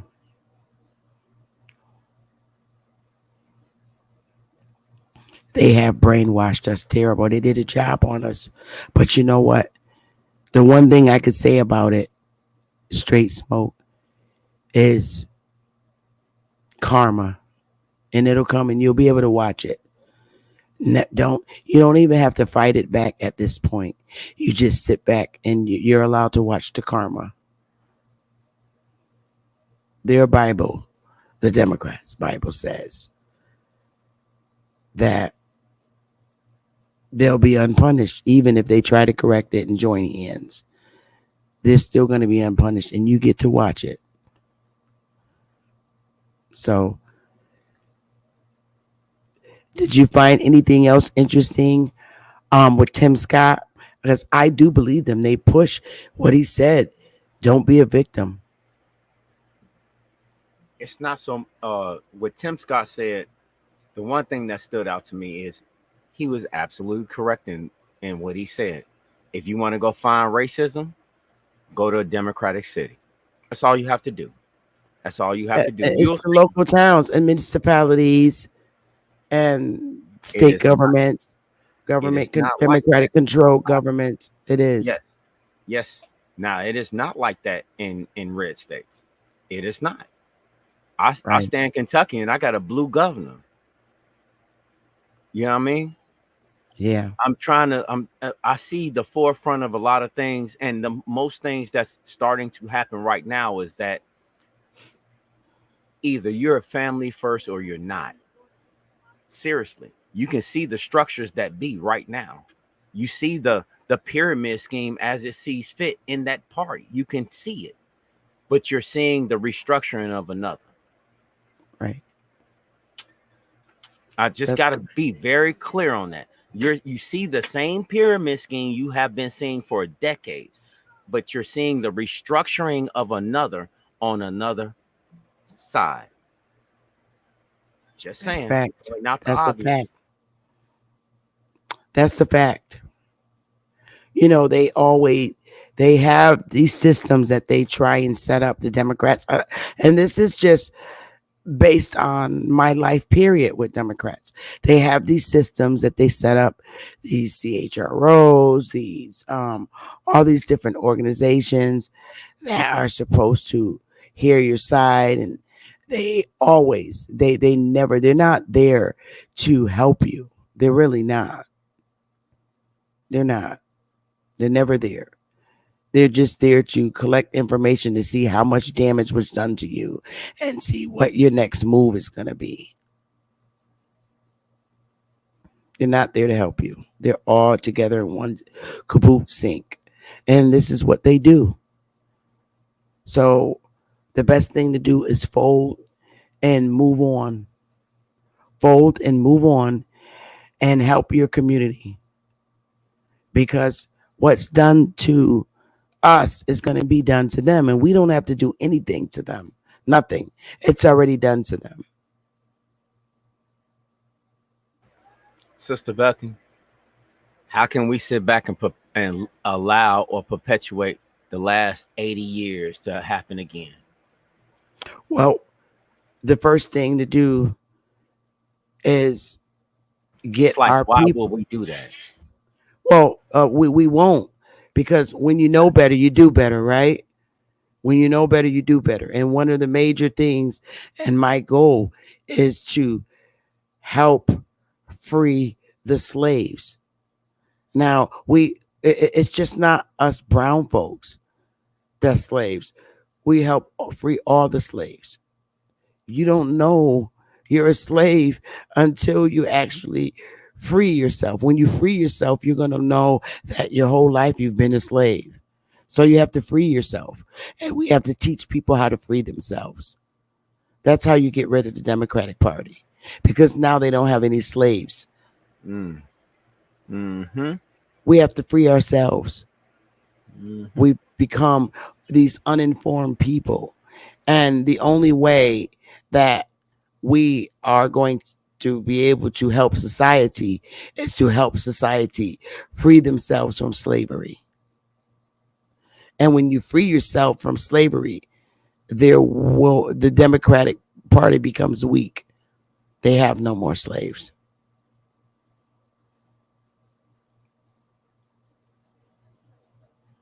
That's a pirate. Correct. That's a fact. So we go around and we civilly help our people to unfree themselves. And it's going to take some time, but they're getting it now because a lot of our people are voting for Trump, not because the attempt on his life, but period, point blank. We're teaching them to listen to policy, listen to policies, listen to what's opening up. Take advantage of what's opening up, positive advantage of what's opening up.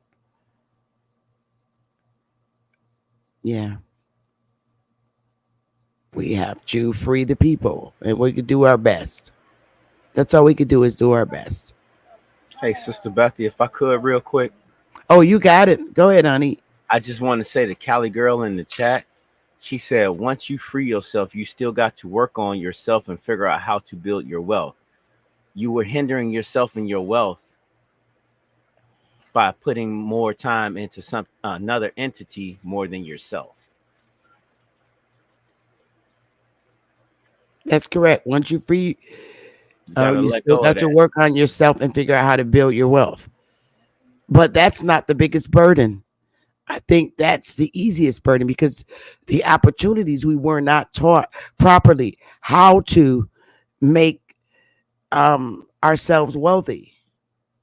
So now when you know better, you do better. And when you know better,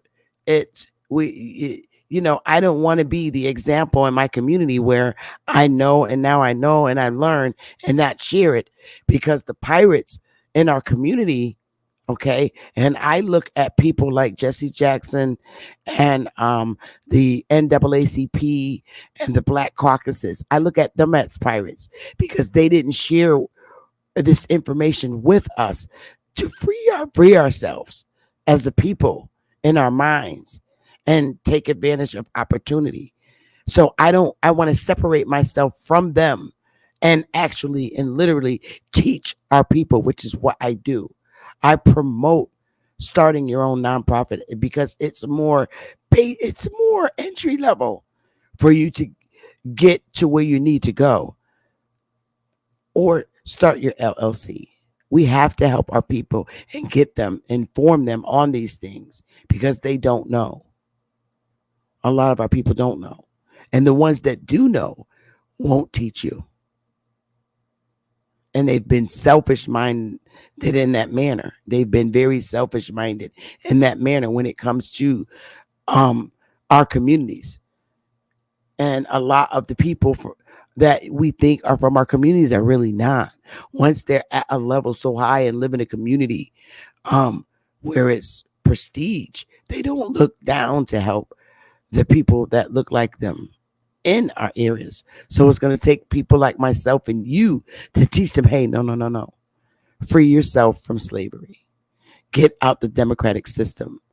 Stop feeling that you're going to become this homeless person if you lose your Section 8 and the benefits and things that they gave you. There is more opportunity for you.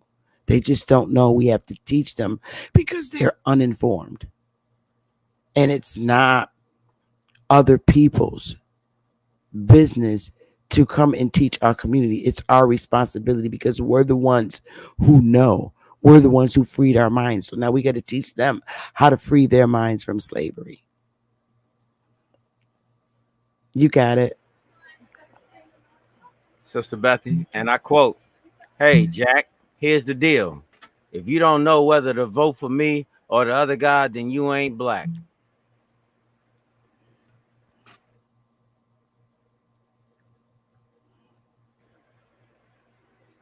Keep that in your brain. Keep that in your brain. Seems like everybody has this goldfish mentality of what people say and what people do. That's in a very prestigious level, dealing with everybody's fate. Everybody's fate. Yes, you're right, Chad. LLCs does pay a larger tax, but what we have to do is teach our people about the different types of businesses, whether it's 501c3 LLCs, um, the different kinds of corporation, an S corp, the different kinds of corporations. We have to teach them because they don't know. No one's ever taught our people these things.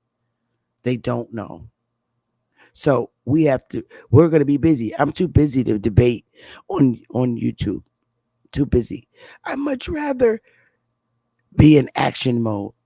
And this is part of our tribe, our 501c, is to help our communities in a positive civil manner.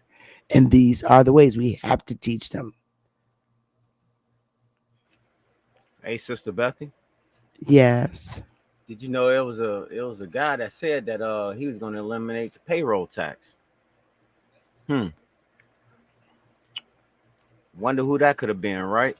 There was a guy that said uh, he would get rid of the automobile tax too. Yep. All Democrats. No, this one wasn't a Democrat that said that he was going to get rid of the payroll tax for businesses and small businesses. It's not this one. Mm-mm.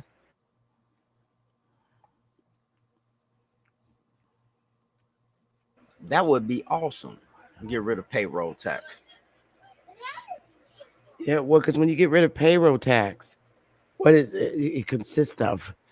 It's the taxation that you have to just think of like insurance, if you will. Right. The It FICA, all that alleviates stuff. me that. Yeah, the FICA and all that other stuff. Social Mm-mm. Security. Right. It's the insurance or insurance that I can offer to my employee. Correct. So the payroll tax it's deducted off their right off their FICA. Correct. Yes. Yep. Yeah. Yep. And mine too. That is a man, that would be great. That means I can hire at least like 2 people and train them properly. There you And go. train them properly. For real. And what I do, train them properly. I need you to do this and I need you to do that.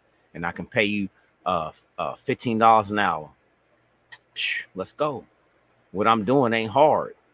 It's not hard work. It's not hard work at all. Serving Right. people food is not hard. It's not.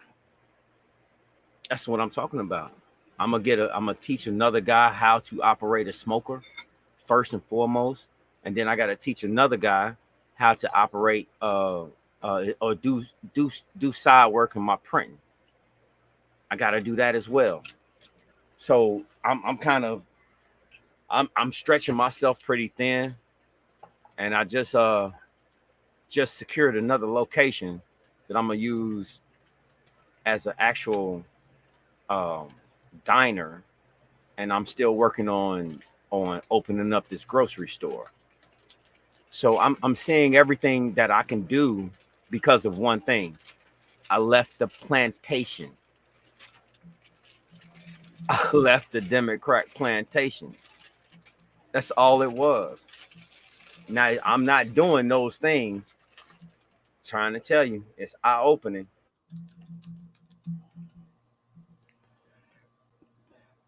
I say Susan, Chad, anyone, you can hit the link at the top, including you, Will, everyone, and explain your comments. We're here to educate the communities. So, Susan, it would be great if you hit the link. Chad, it would be great um, to hit the link. Um, Will Fluorescent, it'd be great if you hit the link and share, because this is the channel where we're educating. And you have information, Susan, on the LLC that I would like to hear. Will, you have information that would be great to hear in reference to the two-party system. Um, let's go.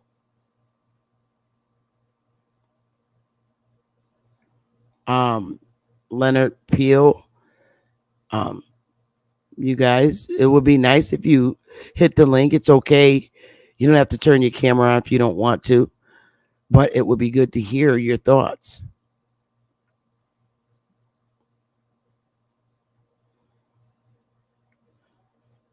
Smoke, you got it if you have anything you want to share. Otherwise, I'm going to play a song, and, I don't need to be on that long. If no one has anything else that they want to share, I could log off and close out. I mean, Sister Bethy, that is your call. Copper, Thank you you can for hit the always link and come up on the panel and ask anyone that if you like. We have 1,182 people watching. And when we speak on these panels, we do give Congress, the Republican Party, ideas. We do give them ideas. And how we give them ideas is because they begin implementing things that you didn't think would be implemented. They do it even before you could request to sit before them and discuss it. So it's always helpful to share your thoughts about the LLCs. Maybe they could make some federal law to make it more comfortable where it applies to all the 50 states. You never know about LLCs paying the higher tax. They're always looking for ways to help the people if they want the people to continue to operate their businesses.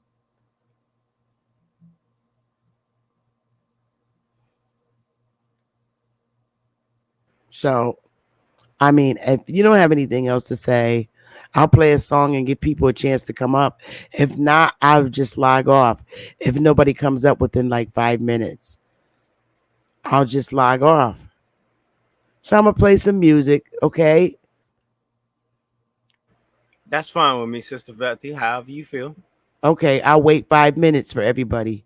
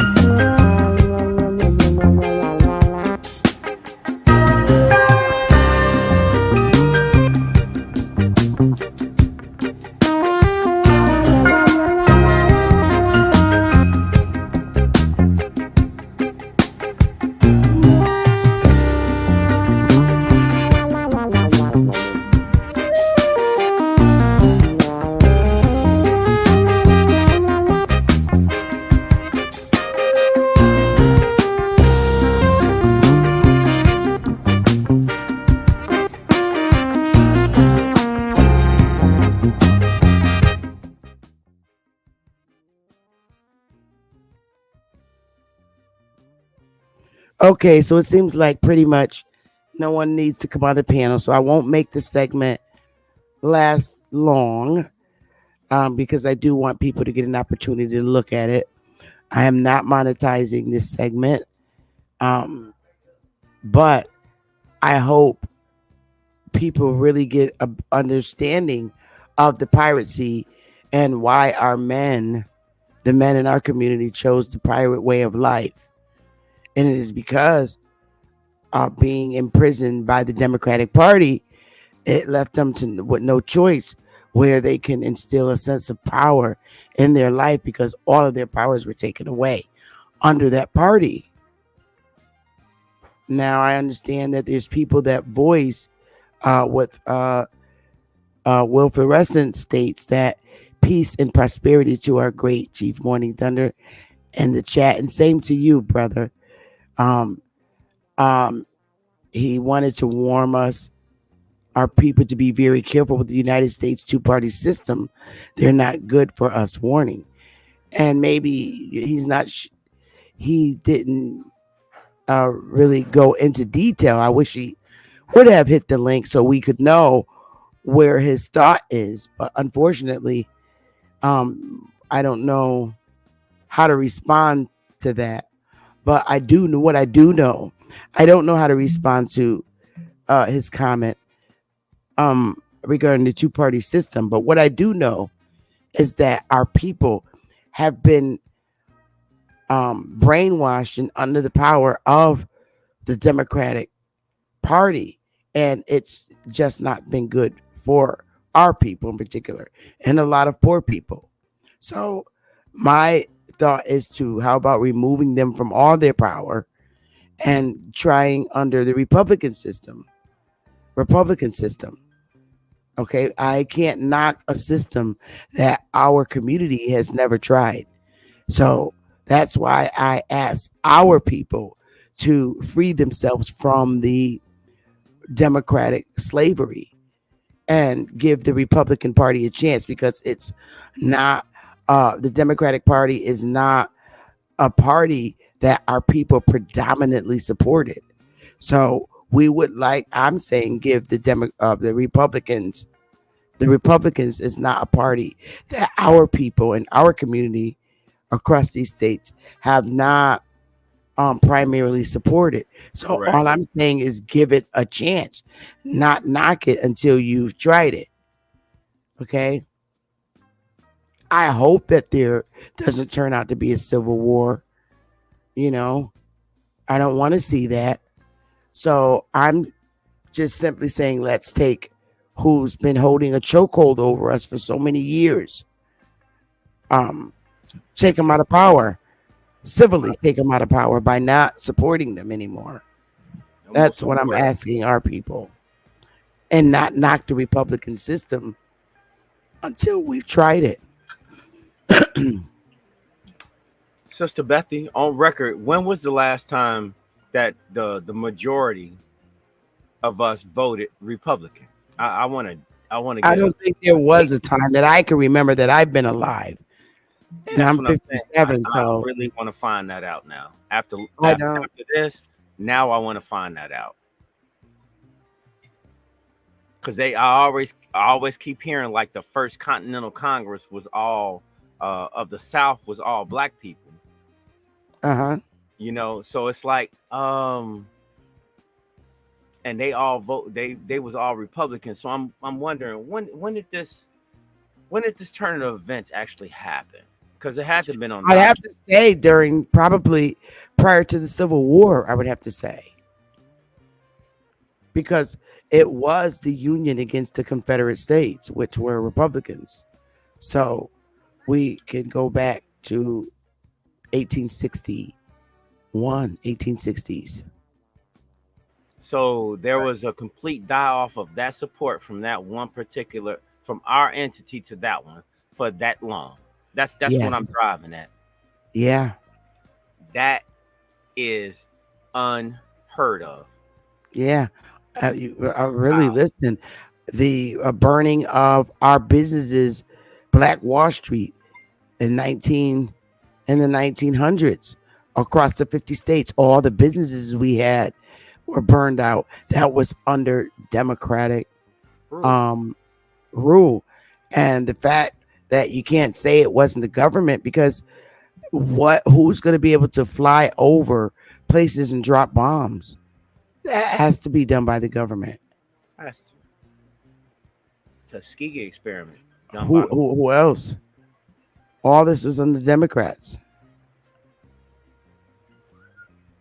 I love it. I love every ounce of what you said today. You don't know how much I've been wanting to say what you covered, and how I cover this on the street to people, to my own. I kid you not. I talk to teenagers from 18 all the way to 32. And I'm always banging on them about one particular thing. How do you know? Where did you read that at? Can you tell me where you found that at? They never can. So I always tell them, and this holds true to me. If you can't apply it equally, then it's propaganda. Yeah, it is. And look, the Democrats have been going after our children for years. They go right to the high school just before they turn 18 and become adults and can make their own decisions. They are going into school to grab them before, enticing them. Correct. So we have to put a hamper on that now and say no more. It's enough. You know what killed me, Sister Bethy? My oldest daughter had to write an essay about Hillary Clinton. And you know what I did? I went to the principal and I was like, why is my 5th grader at this time trying to write a thing on Hillary Clinton? She was like, well, that's just our curriculum right now. I said, politics don't belong in school. Not at this level. Shouldn't even be across, nothing like that. History, that's too much. That's too much. It's too much control over our children's minds, because we the parent probably have a negative attitude towards Hillary Clinton. No, it's not that. It was just you can see how the adults were being. Yeah. So why would you invite that to the children to see as well? What are we Facts. doing? Correct. That should never happen. That interchange right there should never happen. And I hate that the influence that has been peddled all this time, not even in my lifetime, past my lifetime, has always led us to one thing: to do the same thing repetitively. But you know what? To keep it a buck, I really wish that they would implement politics and partyism in the schools at young ages to give our children mature things to speak about. I mean, they need to learn about the Republican Party and the Democratic Party to see, and the child could have a voice and say, well, I don't think I want to do that. I don't think I want to stay home. Let me make sure this is Mikey. I'm saying not at a certain age bracket. A certain age bracket that we can't keep babying our children. That's why they're always so behind intellectually. You're on the panel, Mikey. I got you. We can't. That's one thing that I learned that we can't do.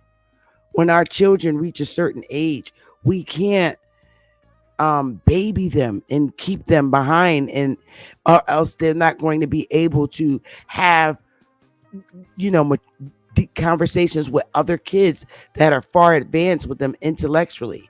Like Asian children, they're very smart and they know about politics. White children, you know, they're very smart when it comes to politics because they're taught this. We keep it from our kids, and our kids, you know, this is how you have conversations. And if our kids are not taught at a level, taught these things, they're not going to be able to hold conversations with other children that talk about this. They're going to be behind because they're not going to know what they're talking about. When you hear, oh, which Democrat or which Republican or which independent, our children need to have these conversations at young ages. I'm not disagreeing with you. What I'm saying is the place that it takes part in. That's what I'm highlighting. Certain things. Well, what do you mean? What do you mean places take part in? Maybe I'm losing you. Places that is implemented in, or the atmosphere that is implemented in of that nature. I'm saying that is something that should be done separately. Separately where? It should not come from school.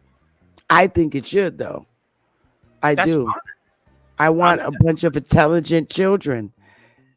But no, I get you, and I have to respect what you think too, Straight Smoke. So I respect you.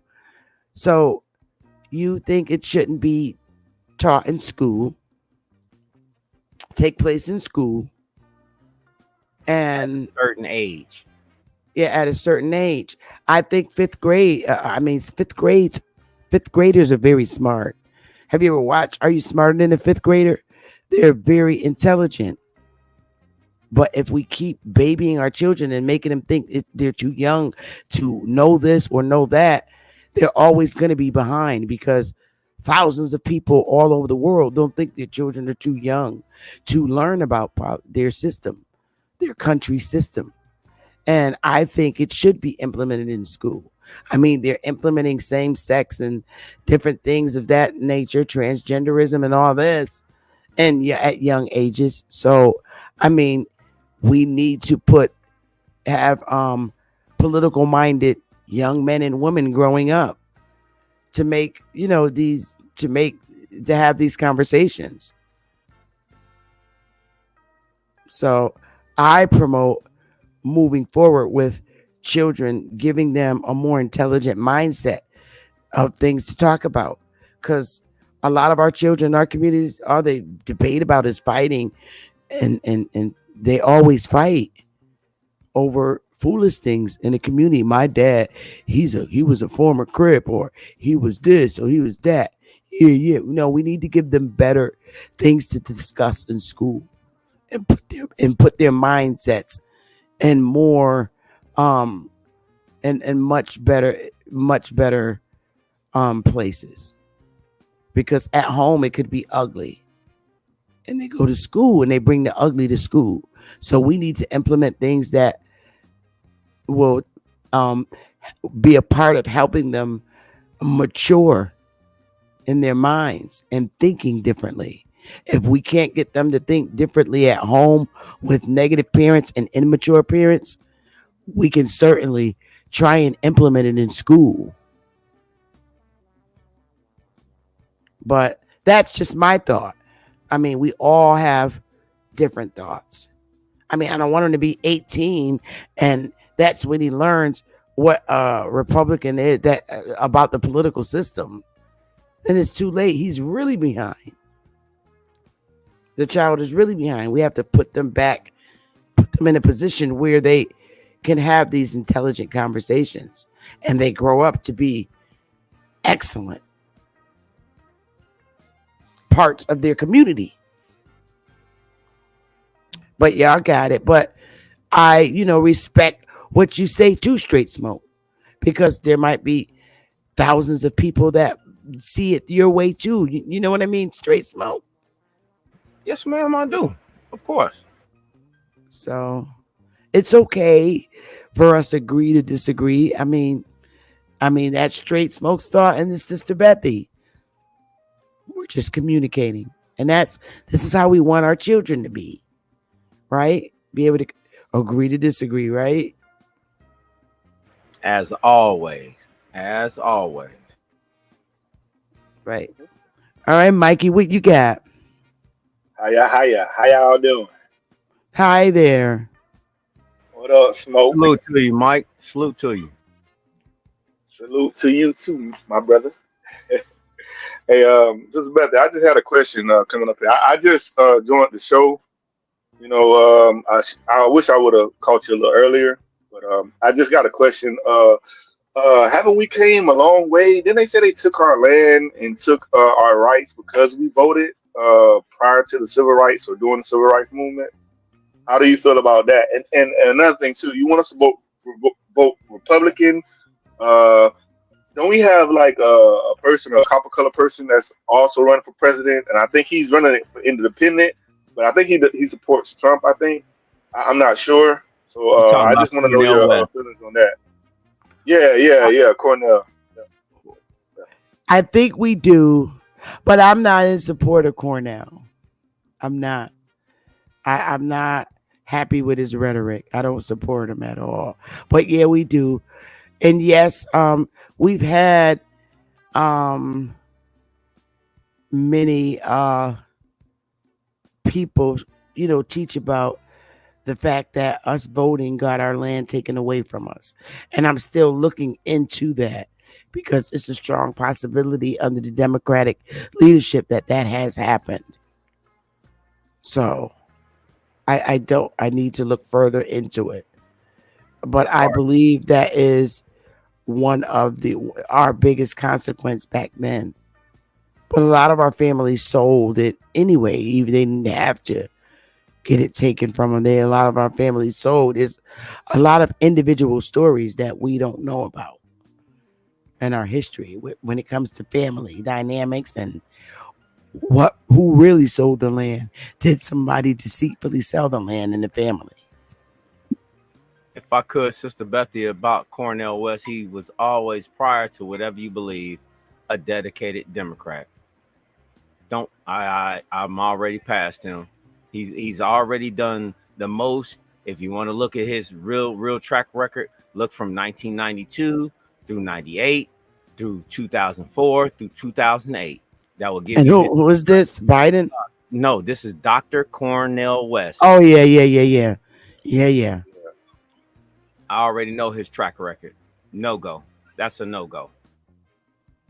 Yeah. Appreciate that, bro. Yeah. I was just saying though, like, because a lot of people don't want to really get into the politics. You know us. We really don't want to get into it. But at the same time, like you said, we do need to, like, especially our children, we need to know and be educated on it and know about it, so we can be in the future be better informed, make better decisions. 'Cause, I feel like you just said, like a lot of our people was buying land, selling land and stuff from the family, and a lot of this stuff is Oh, hi, Chris. Somebody was talking. I might have to mute you, Chris. I'm sorry. One second, honey. Yeah, and we can't really hear you neither, bro. Your mic kind of like muted a little bit. But anyway, I was just saying though, it seems like history is repeating itself, because like if you see in our communities right now, it's like more like immigrants and stuff are coming into our communities more and trying to buy out the land. Like here in my community, like it seems like the hood is like more immigrants, more like Mexicans, more white people. It seems like they're coming into our neighborhoods a lot more. And then also some people in the neighborhood is selling their land to the government. And some of that land is worth like millions. And they just selling it for like, pennies, like a couple thousand, 100,000. You know what I'm saying? And we don't even know, we don't even know how much our land is worth and how much it's going to be worth down the line. You know what I'm saying? So that's just my opinion on what you just said. So how you feel about that though? Well, I from what they're showing on the news, because I can't always see. And the gentleman Chris left. I'm not sure. Maybe he had to do something, but you're certainly welcome back. The people, you see, we all get to see one side of the immigrants coming in. And when you say that they're coming in, buying up all the land, the people that I'm seeing coming across are literally refugees and people who are coming from third world countries. So if they're coming in, and receiving EBT benefits and things, they're not in a position to buy land. You know what I mean? I'm only seeing what they show on TV. I'm not seeing anyone coming across the border that looks like they're wealthy and rich. You know what I mean? Otherwise, if they are wealthy and rich, they wouldn't come through the border. So the immigrants that are coming in are people of poor status. So I'm not understanding you when you say they're coming in buying up all the land. Perhaps they're coming in and the government. Yeah, I mean the government. Yeah, I mean the government. Like the government basically doing it and helping them. Yeah, basically what I'm saying. They're putting them in housing. They're putting them in housing that you probably were not offered the opportunity to live in. They're coming in being put in better. But then, the stories that I'm hearing from people that live in California, these people are living in old hotels that were reopened so that they could be there, and they're just trashing the places. So like I said, we're only seeing the poor side of the immigrants that's coming in. I don't see rich immigrants coming in, wealthy enough to buy land. As you said. What I mean though, Sister Bethany, I mean like what they call it, gentrification, where right. It's not us in our neighborhood, they kind of like moving us out, like they tearing down the projects, right, the old projects, then they rebuilding the new projects, and they look like nice houses and stuff like that, right? So they moving us into that out our neighborhoods, and then moving them into our neighborhoods, and they're basically where are they moving? And where are they moving our people when they knock these places down?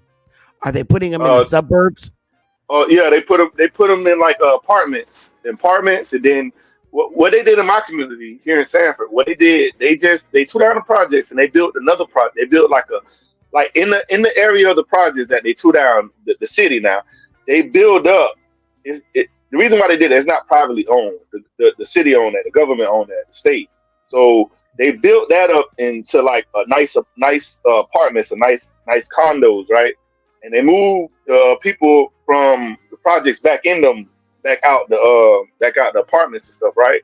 And basically they moving all the people in the neighborhood, in the black community. Some of them, the houses and stuff that are abandoned and stuff, like people that have moved out, they moved them into our neighborhoods. Like it's mixed in now, like the poor Mexicans or like, people that's like on the same, as us minorities or whatever. They call us minorities or whatever. But it's gentrification. Basically, what definition of gentrification? That's Right. basically what I'm trying. Like we're repeating it. That's all I'm saying. Okay, so up here they've done in the state that I live in, they've took a lot of old buildings that used to be like insurance companies. They're like 13-story buildings, old what do you call old factories, and turned them into housing, like old college buildings, and they turned them into like these really nice lofts and these high-rise condominiums with balconies. And a lot of people have left the suburbs because the taxes are so high, and they've been moving out of the suburbs and into the inner cities in these nice buildings that they remodeled that used to be old insurance companies and all kinds of things. And they're in the downtown area, which is really close to our hoods. And they built, remodeled a lot of our hoods and made them into like townhomes, but our people actually live in them. It's diverse now. It used to be a hood, brick buildings, 2-story, and it was heavily crack infested, and they changed them around into very nice townhomes with rent to option to buy, and a lot of our people have moved in those. So it's different. I think it's different in every state. They're trying to remove the behavior in our inner cities and promote positive behavior. And that's what I see what's going on. Oh, you're looking at the good. You're looking at the good, the positive. I hear you. Yeah, I hear you. I hear you. yeah, because they're Yeah. the only way you're going to turn down and take over a territory that's drug infested, high crime infested, is to put better homes in there with and put people Build in it up. those homes that right. And it's very diverse. Put people in those units, newly built units that exercise more civil behavior, where a lot of drug trafficking and sex trafficking and just human trafficking really occurs. Crime. They're Crime. really reluctant to go back in that area. So what we're fighting is piracy, which is what I spoke about earlier, because in our hoods it's just infested with piracy behavior. Yeah. And Yeah. Exactly.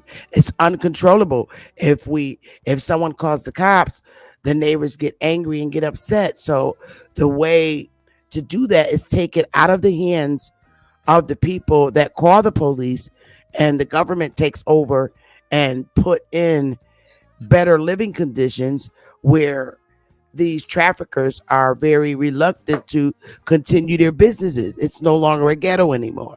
You take the ghetto out and do away with it, demolish the ghetto. I understand. But I So just, I don't know. mean, I just, that's the way I'm looking at it.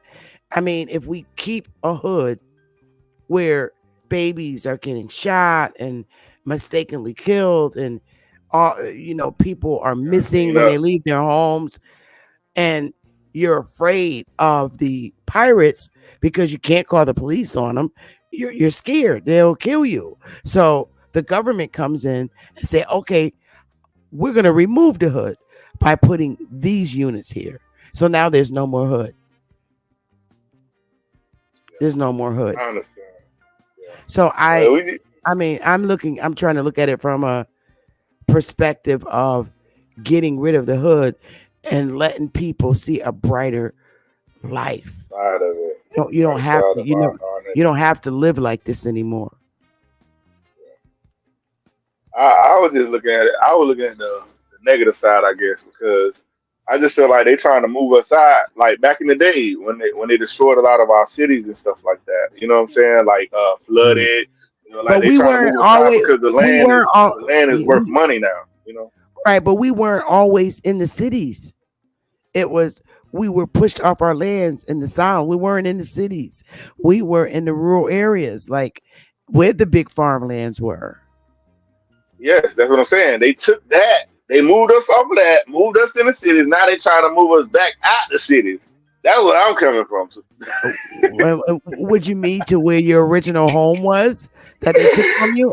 Can we say that? I, Can we I say was just they saying put it in? though. I was just saying though. Like I mean, literally. redlining, moving certain blacks into certain areas, and then redlining certain areas, so only certain whites can move into certain areas. Oh And yeah, then that's okay, you still got a going whole on. community of white. Yeah, that's what I'm trying to say. They It's still still doing it it's still like it's going about to on. repeat Yeah, itself. it's It's still about to going repeat on. itself It's because still we not going doing our on. genealogy. We not finding out whether we own land or own this or own that. That's where I'm coming from. And I feel like if you voting, like is the like I feel like the Republican and Democrats, like you got the Democrats, and then you got the rat publicans, cans. Like I don't know, they just lesser side, like lesser two evils, like like a two-headed dragon. Like the dragon evil as hell, but it's just like a two-headed dragon. You know what I'm saying? I don't Yeah, know, oh yeah. man. I don't Talking know, about that. man. I look. So, man, I'm damn not government, they saying ain't no that. good, man. I'm not Yeah. saying that. We're gonna live in peaches and cream under the Republican. I don't know how it's gonna turn out, but what I do know is the power needs to be at this point because we've been under Democratic control as slaves for so long. How about emptying them all out and giving the Republicans a chance? I'm not saying it's gonna, I don't know which way it's gonna turn. I can only hope that it's better for our people and not like it has been all these years since the Civil War. It's been horrible. Well, I mean, this assassination attempt. I don't know anything about that. You know what I'm saying? I ain't trying to say nothing on it. But all I know is the government, like they in control and they like to control stuff. So I don't know if they mad at Trump because he exposing what's really going on and he trying to help us. You know what I'm saying? Or and Right. you understand what I'm saying? So Yeah. your boy Biden on the other hand, I don't know if he real or fake. I don't know if he goddamn technology. He's 75 years Android technology. I don't I don't know. I'm not even going to say nothing. You know why? Because he's an elderly man and he is the chief and commander of the army or whatever, and he's somebody's husband, he's somebody's grandpa, but I just feel he needs to step aside. That's elderly he abuse. old man. Yeah, uh he done had by you what say by Space Smoke? That's elderly abuse. Yeah, I would say so. yeah, he just But there old man. are He done got old. I mean, come on. I'm not marching my grandparents up to act like that, knowing damn well, they are not always coherent. Knowing You know what it is? It's come on, dementia, bro. It's hold on, dementia. no. You are not a doctor. You are not a doctor. Don't I call it no know. dementia. Hold on. Don't call it no dementia. Don't call it none of that. I'm saying that is feebleness at best. Oh The man, man yeah, you soiled right. himself in front of the Pope. What are you talking about? You hear what I'm talking I'm not. about? He I'm done gonna stay literally silent. I'm emptied gonna that. stay silent on that one He because that's literally somebody's grandpa, right. So and Yeah, dad, and so I'm just just gonna yeah. stay saying. silent. I'm just saying. I He, mean, you got he to look just at the scares full me. spectrum of it. It shouldn't scare you. What should scare you is It that does, bro. no. What should scare you is the public wanted this. That should scare you. The public wanted this. That should scare you. I had 3 people come back here in the done. last 20 minutes trying to come on the panel to porn by me. 3. Oh man. Just cause I showed up.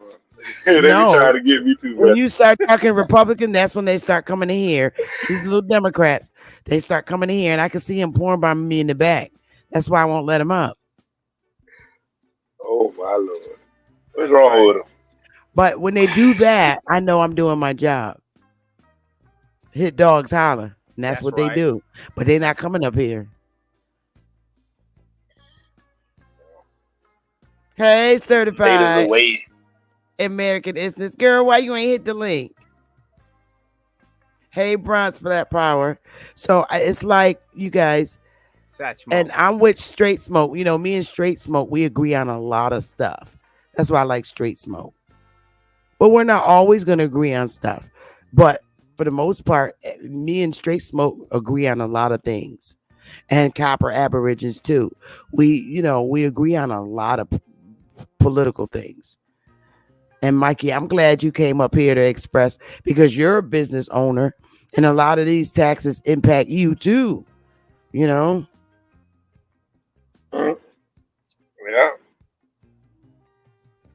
But you're gonna have to pay tax. You're gonna have to pay tax no matter what. It's bill paying bill. Mike, you get the bill and then you gotta pay the bill. You're gonna pay tax. Mike, could you imagine if it was go to the store? Could you imagine, Mike? Could you imagine if it was a set rate flat tax? That'd be better. Hold on, I really want you to understand what I'm saying. A set rate flat tax. Period. That's it. I still don't think we should ignore the Constitution, Indian not tax. I'm not saying that. I'm not saying okay. I'm just saying, I'm not letting that go. Across the board, like for your utilities, your property tax, stuff like that. It's supposed to be a fixated rate, bottom point line. You're not moving.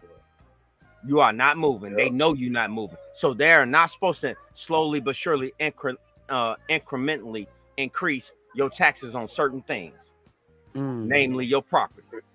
I'm really diving in on this property tax thing, to where I'm talking about you got to tax me because I want to move my property to my kid. You trying to tax me for that? That's not possible. That's crazy. That's insane. And they do it. And they do it. They do. Have y'all checked the debt clock? The debt clock.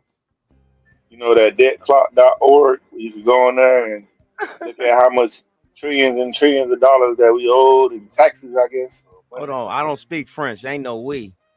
I know, right? Me neither. He said we. Like, you know, they say the so-called American debt, the U.S. debt. That's government debt, bro. Ain't no we. Yeah. I know. How? Explain this one to me, Mikey. How motherfucker gonna tell you got a below 700 and they owe trillion? Explain that one to me. They gave you a set limit, but they go trillions and billions, all this. But you can have a couple 100,000. Explain, but they you know what? Score. Look at inflation, bro. They score. Inflation, bro. Inflation, bro. What? Just explain what inflation is, though. Like that's why your percentage of your taxes go up every year. Inflation. The money ain't worth shit no more. Our money ain't worth shit. Well, war. Don't forget about the war, because we're funding their weapons, and it increases. That's what war does, and it needs to be stopped. This is why we got to get them out, and we need to. We really need to stand on that Indian not taxed. But we can't get enough. This is why it's so important that we keep educating our children and our people in our community, because they don't know. They are very misinformed, and they have been since 1860. Sister Bethy, I got a real question. I got a real question.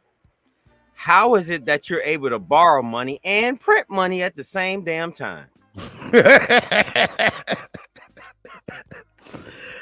Oh, don't forget about the bonds. Them too. Can you explain this one to me? Somebody, how are we borrowing and printing at the same damn time? And we got old bonds that need to be bought. Can you explain that one to me? Just want to know. You asking the wrong person. Because I just don't get it. You asking the wrong person. Because of the reserve and all they goddamn fraudulent activity. Yeah, that's the answer. You say the reserve, that's a fiction. Yeah, them motherfuckers stealing all the goddamn money and the goddamn gold and silver, all the Indian gold and silver. Them motherfuckers and took the names too, our names too. Goddamn it, every goddamn thing. These motherfuckers. It's gonna be funny when people realize they are the gold and silver. That's what's gonna fuck me up more than anything else. Yeah, a bunch of gold heads walking around. That's all y'all. I mean, walking damn bank. Hold on, you're the commodity. Don't shit shake unless you go to work. Am I right or wrong? Hey, you're right. You do. There you go. That's right. No participation. Right. That song, money makes the world go round, the world go round, the world go round. Money makes the world go. You remember that song? You're participating. You making this happen. So they think that, let's keep on showing them what they want to see. Because you show up at the box Chief office. Eagle Eye, what you talking about? All imaginations. You want to come and elaborate a little more? I see. Hey Warris, Chief Eagle Eye, what are you talking about when you say all imaginations? You want to enlighten us? American Instant said it's elder abuse. It is. Bronze flat power. Hey Kahi. Sachi, we not the people, we the Indian. Sachi, one thing about him, he's standing on his Indian.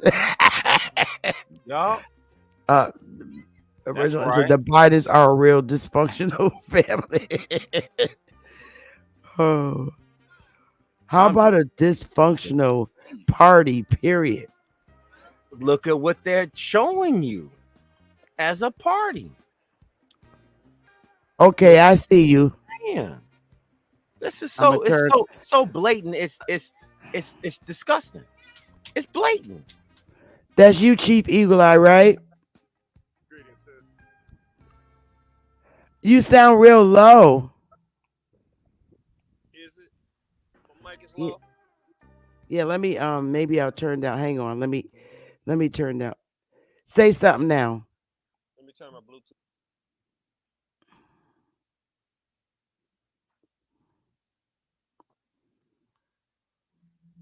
Can y'all hardly hear me? Sound real low, right? I don't hear anything. Yeah, I heard him a little bit in the beginning. Yeah, I heard him a little bit, but I don't hear him now. He don't even sound the same.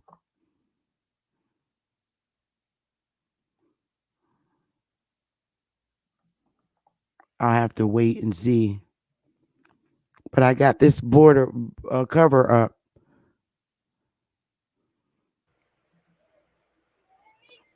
Sister Betty, can I continue? Absolutely. Go right ahead. So, okay, hold on.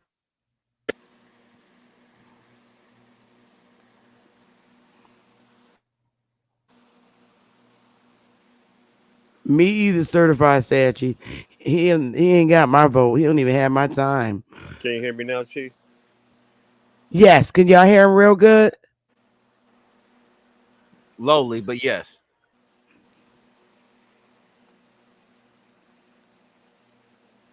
Can you hear me now? Let me go out and come back in, sis. Y'all can hear him, right? I can hear him. I can hear you. Oh, okay. Yeah, well, let's extend a little bit on that.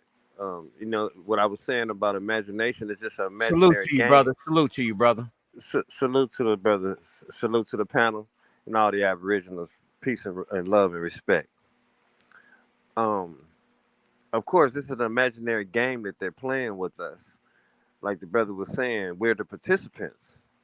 So as long as we participate, they can continue on the game. So if we took on real life, how you put it in perspective the other day, Chief Thunder, as what we're going to be doing, and if we chose the real things to do, then we'll get something done.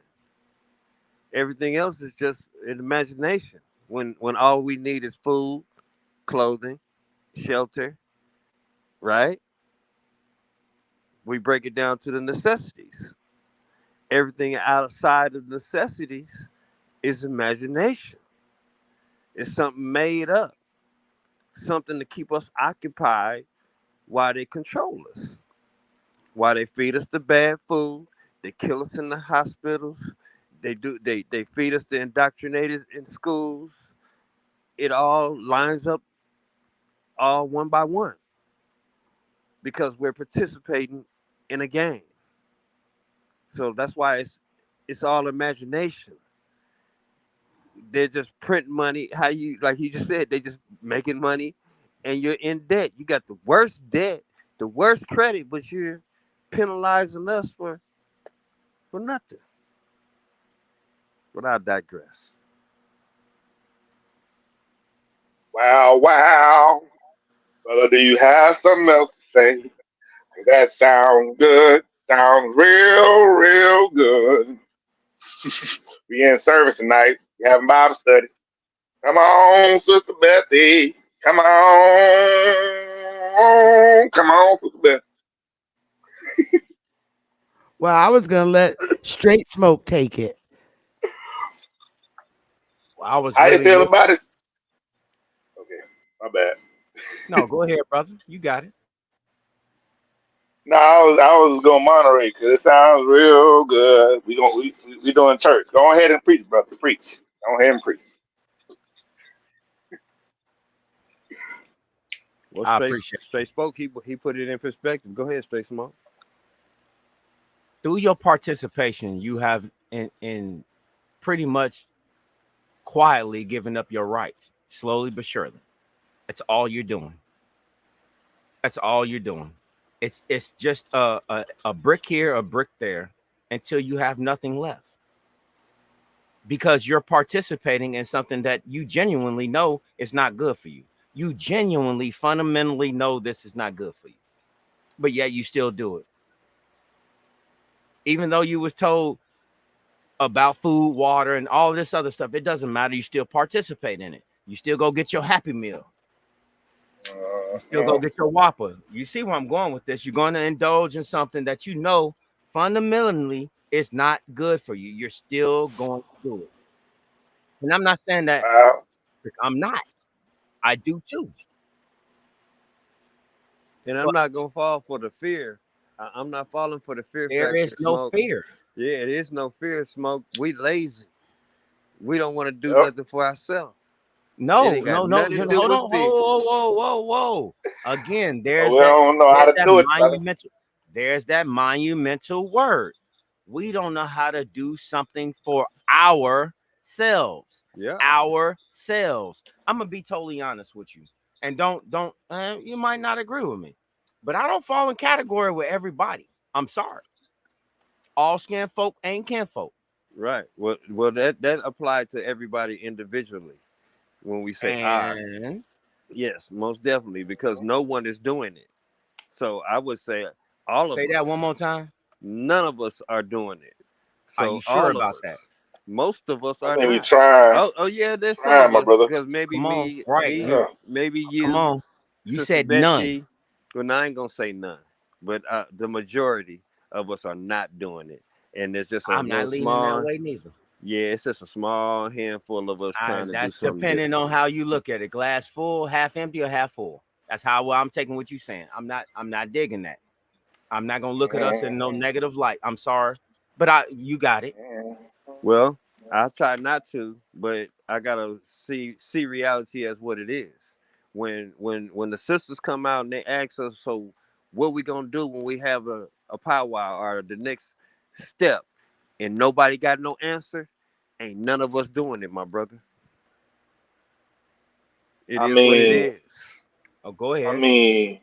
mean, bro, like some of us out here are really trying to learn information to understand how to do it, Right. to implicate it, and some of us are trying to, but a lot of us we don't see, like you said, bro. Like talk about taxes and bills, and that's all a nigga worried about, bro.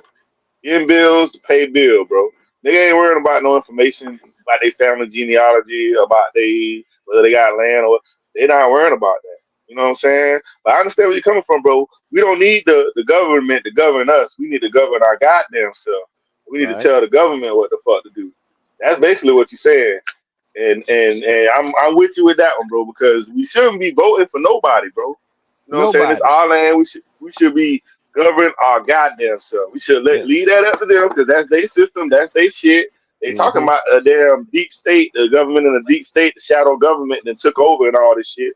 They don't talk Wait, about that.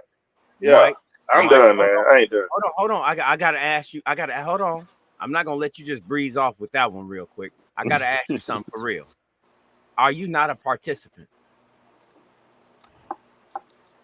Yeah. Yes, we Okay. all are, bro. Okay. Yeah. So right there. Don't say what has been happening and what is this and what is that. You participated in the acts that you are now seeing. Correct?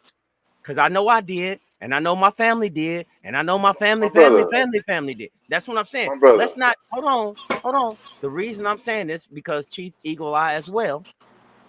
A lot of us see the glass half empty or half full. I myself, I see it half full because I see the information that's coming out that's reaching a lot of people consecutively. I digress. Okay, well you can I say would that, agree. right? You can say that. I would agree with that. Okay. At the same time, though, it's like we forced into this, bro. And then if you would try to come out, but like you are like basically we're targeted, my brother. We are basically targeted, my brother. They try to stop all. Okay, call yourself a leader if you want to. Oh, who called themselves a leader? Okay, you got MLK, and then you got the X, right? MX. So what happened to them when they call themselves a leader? You got the ones that's calling themselves a leader. Ain't shit happening to them because they doing all the goddamn settling now. NAAA, all that bullshit. All these damn letter names ain't doing shit for our community. You know what I'm saying? So it just lets you know right there, it's a lot of sellouts that know how to Okay, do it, so don't want to do it, and ain't gonna one, do it. You know? one Yeah. okay, so I'm gonna tap in. One of the things that we and correcting the mindset of our community, one of the things we need to stop doing is stop talking about leaders from over 55 years ago. Martin Luther King was a leader and he was killed in 68. My brother's 56. That's a leader that we constantly bring up and we talk about his assassination. Same thing with Malcolm X. They have been gone now for 58 years. And those are the only two leaders we seem to bring up as it pertains to assassination. Okay. Now, have we had any real strong leaders like them two? No, we haven't. We haven't. We can't even include the so-called people that look like us as leaders. Now, I think Tim Scott is a great person with morals and understands the uninformed how uninformed our community is. We are a very uninformed community about what to do. And I'm not going to sit here and say negative things all the time about our community because our men, a lot of our men do the things they do because they are uninformed and because of piracy. What did the piracy do? Because they had no choice. They are a marked race of people from the Democrats. They weren't given a chance. They're not allowed a chance. They're marked. So we have to go out and educate our people on what they have to do. Nobody wants to hire you in their company. So now what you have to do is start your own business. This is what you have to do. We have to educate them. They have not been informed. And some people don't like to hear that. They don't. You're a business owner, Mikey. A lot of our people don't know how Rashad, to get a business start like you. Straight Smoke's a business owner. We got to teach our just people get how your to do license these or things. something. We got Go to to teach school, them. get your license or something. Like that's A all you lot have of to do. Go to uh, school, get your I license. want to make sure that this is Mikey so nobody don't pour about me. I mean Chief Eagle Eye. Is that you? Chief Eagle Eye? You gotta unmute your mic. Okay, I'm not taking the border down because I've been getting a lot of people that come in the back and want to porn about me, but it's not happening because It's I me, won't let Chief. them up. It's me, Chief. Okay, so what I'm saying is we've been knocking a system because we weren't informed on how to operate in it. We know we were not. We were just simply not.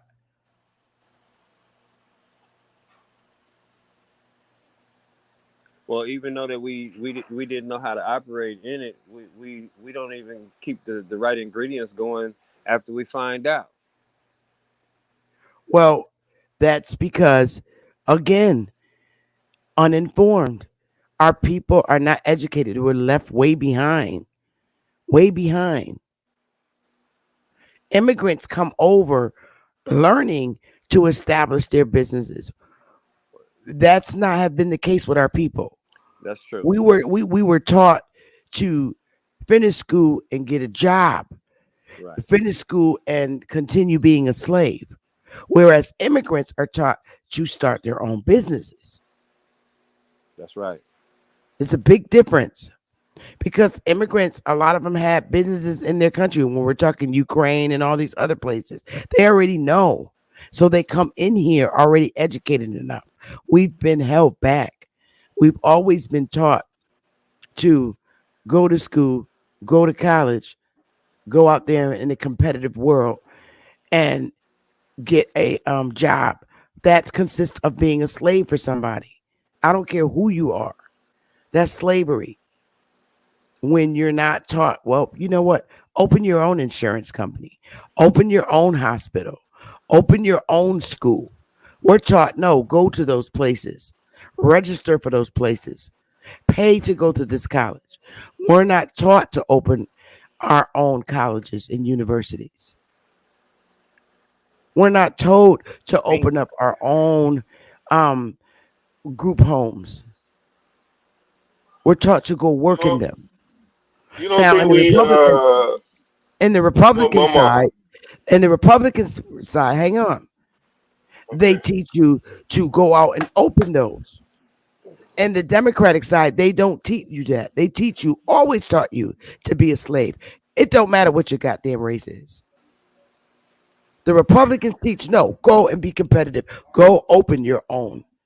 I didn't learn that until I was 50 damn years old. So what I'm saying is, and I hear our people say it's two heads and one snake, blah, blah, blah, blah, blah. We can't knock on the system unless we try it.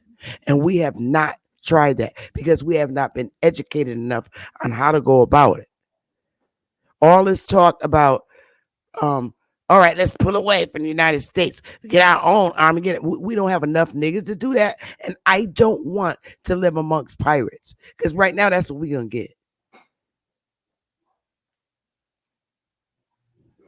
When I was just you saying start though, off, like foreigners are taught to start off the easy way until you are able to transition into a better position. So they start their 501c3s.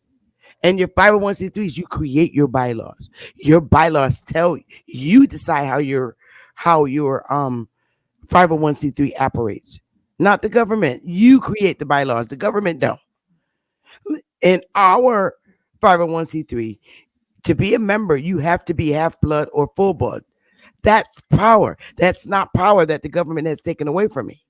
The government didn't say, oh, you got to let white citizens in and immigrant citizens in to be members. No, you have to be full blood or half blood to be a member in our tribe. The government didn't say, oh, you can't, you have to let white people be members too. No, because it's a criteria. You have to be an Indian. So when I say this again, you can't knock a system until you're taught properly how to operate in it. All I'm saying is the Union has been in control since 1861.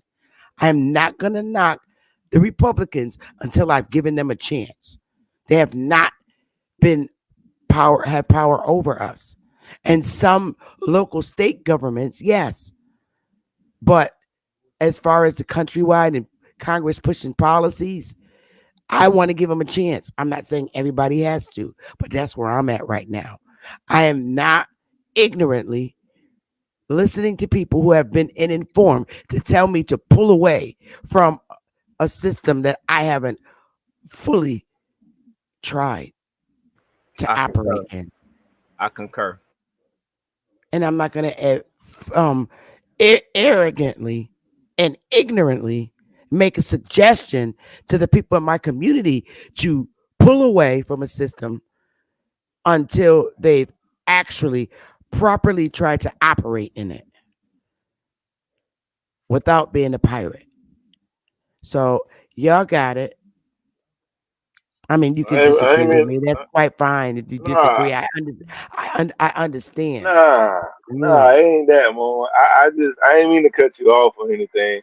I was just saying though, like with the knowledge that you were giving us with the 501c and the LLC and all that, and open up your business, like it's good information, and that's what we all need to know. All I was just saying is that a lot of us are distracted. Basically, like a lot of our people distracted. Like my people, like they just worried about working and just getting money and paying their bills. They're not worried about this. You know what I'm saying? That's all they're not worried about the government. They're not worried about none of that stuff. They're just worried about working, getting money, and just paying their bills so they can have a better life and their credit right. That's all niggas on. That's all I'm saying. that's what they've been taught under the Democratic Party. But it's a much better feeling when you've taken out the opportunity to own a business like the one that you've put your life into for somebody else. Like the business you put your life into to help somebody else become wealthy and rich. When we work for these different corporations as slaves, we are making them rich. We are making them rich. You see, I got another porn bomber that just came up in the bathtub showing his pee pee. It's a white guy. But anyway, I, What? yeah, that's what they do. No, Yeah, no. yeah, that's what they're doing. They keep popping up, but that's cool. But they're not coming up here though. They can't come up here. I'm just laughing at them in the back. You must be But doing something right. yeah, That's all it is. um, I see American Institute says funding is a huge barrier. It is until we've taught our people how to properly apply for grants directly That's from the right. federal government, federal and state governments. This is something that has to be taught to them about funding, That's right. receiving funding by way of grants, which that you don't have to pay back. We got to teach them how to go for those grants. They haven't been taught. All, let's face it, 99% of the people in our community do not know how to write and proposals for grants. You know this and I know this. That's So right. we have to teach them how to do it. Which is actually our money. It's the Yeah. people's money. Yeah. We've been That's what's talking so about that, crazy. Chief. Could you imagine? Hold on, real quick. Could you Go ahead. imagine somebody putting language in to where you couldn't access the money that you pay into? Could you imagine that? Facts. Facts. And our people are not taught to go for these grants. This fat guy keeps trying to come up on the panel, and it's just disgusting. He's a fat guy, It's showing a fat guy in a bathtub, but he's not coming up here. He's a demon Listeners, you're rat. welcome to the panel, sweetheart. The link is at the top. You're really pushing out some great um information. But You're I will absolutely not right, Chief. arrogantly go in my community and highly recommend my people pull away until they've tried. They haven't tried You know what, because Chief? no one taught them. No one taught them. And that's the try that we haven't done. Exactly what you said. There's a lot of grants available. There's a lot of other programs that are available that we haven't even explored. That's free. That we've been looking into and trying to get that information out so that people can go and try them. Because a lot of the USDA stuff is completely free, but we Yeah, don't go and apply. We got to because go apply for it. again, a misinformed group of people that don't Sister Bethany, know how, and we have to teach them. That's right. can I say this real quick? Yeah, There is a science grant for NASA, for real. There's a science grant for agriculture. Yep. These are all grants. If you can think of any big business, guess what? There's a grant for it. That's yeah, right. Diesel mechanic, there's a grant for it. That's right. Okay. yeah. Let's stop playing. Plumbing, there's a grant for it. Yeah, for every trade that Every exists. single trade Yeah, that is known to man, there is a grant for, Right now. and has always been. That's right. yeah. That's right. Let's go. We trying to get a building right now so that we can do that because they took all of the hands-on things out of the schools, so we got to do it ourselves. And like you said, they got a grant for it, so we just taking it from the boys club and gonna take that and start doing it after school in a building and go get the grant for it and start teaching them. That's the only way it's gonna happen unless we go do it. Correct. So there's funding for everything, especially for education. No one ever told us that we couldn't open up our own schools. And we can right And now. there's grants for that. It's because we're a very uninformed community. And we have to teach our people. I would love for one of our doctors or nurses or someone that is educated in the field of medical to be the first one to open up a men's clinic. Yes, that There would are be no awesome. men's clinics at all. At all. Our ends can open up their own um nursing school. Yeah, there's a lot of things that our RNs don't even know because they're a lot of our RNs, registered nurses, are um trained to work. They're not trained, and so hey, you can open up your own nursing school. That's all I'm Oh, saying. there she goes. I think that is her. Um, let me just put up my banner. We need all aspects of what we know. Is that you, Isness? That's me. Peace to the Oh, panel. hey, Peace, Sister Bethy. How are you doing? hey, sweetie, how you doing? I'm doing well. I'm gonna let Straight Smoke finish. I'm gonna be quiet for a second. Salute to your Okay, business. It's salute. Hey, what's going on with it, Isness? You got it. Go Peace. ahead. Welcome. Well, thank you. I was just agreeing with you guys, or agreeing with you, Sister Bethy, when you were saying that, one of the, because I believe that funding is a barrier. So we do need to be taught on how to get these grants. As Chief Eagle Eye was saying that, the USDA has a lot of grants that's available, and we are informed on that, one, that they're there, and second, on how to get them. So, I just came up here just to say that. yeah, and that's absolutely right, sister Isness. A lot of our people that are in really great positions, like RNs, social workers, people with MSWs. We can open our own counseling facility with an MSW. We can as counselors. There's for every trade that you're certified in by a particular state, you can open up the same thing and teach people. You don't have to be a RN if you don't want to. You can like if you want to if you're say like you're 40 years old and you've been an RN since you were 20 years old and now you want to do something different. That RN can literally open up their own training school. They can. There's funds for that. That RN can open up a bunch of uh, uh transitional homes for elderly and hire CNAs to go in and care for those people 24 hours.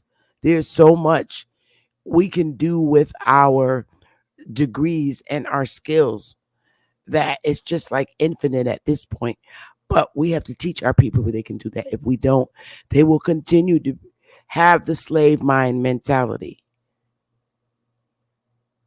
So this is what my segment is most certainly going to be like. And this is the information that they don't want you to know because they need slaves. How is the rich going to get richer if these slaves are now Entrepreneurs. like us, have become like us, like their Bible says.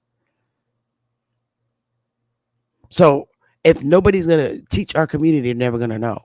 We have to open this up and implant it in the minds of our people. There's another guy coming up here again, buddy. You're not coming up here.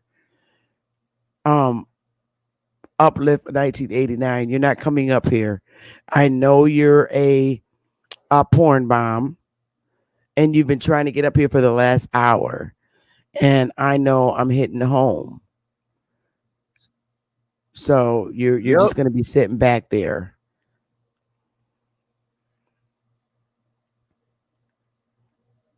Yup.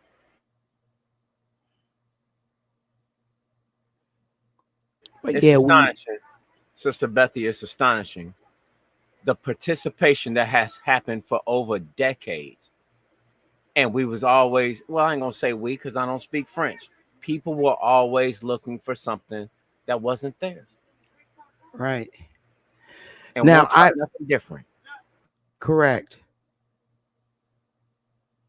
See, I'm going to show you what happens when you start influencing people to move in a positive direction, such as listening to the voices of Republicans. This is what happened. Listen, you guys. Hi, Uplift. Can I help you? You're on the panel, Uplift 1989. Your mic is muted.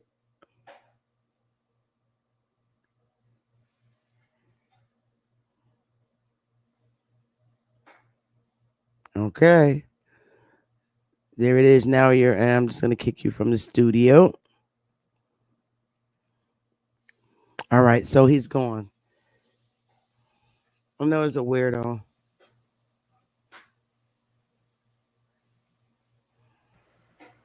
Gave him a chance. But yeah, I did. I just wanted people because I knew it was going to be some foolishness, but we're not going to entertain foolishness. It's okay. But again, we have to teach our people. They only know to be good, even the ones that have never had a criminal past or a piracy past. May I say, even the ones that are educated, we have to even tell them, hey, I know you have a doctorate, or I know you are an RN, you have a master's, but did you know you could do this and you don't have to do this? We have to let them know and remind them. They know, but it just gets in their repressed memory and they just move on with filling out a job application and working for somebody else's corporation rather than establishing their own and hiring people. What they don't want is what these what the wealthy and the rich and the upper middle class don't want is more competition. And if we begin establishing our own, we become their competition. But we would never know that. It would be a danger because now we're opening our own business. We're no longer being slaves. So now the competition gets scarce because now these people that you're expecting to work with you are not coming to you. They're now opening um, the doors for people in their community that don't have a chance. So now you're left with just pirates to work for you. These corporations, pirates.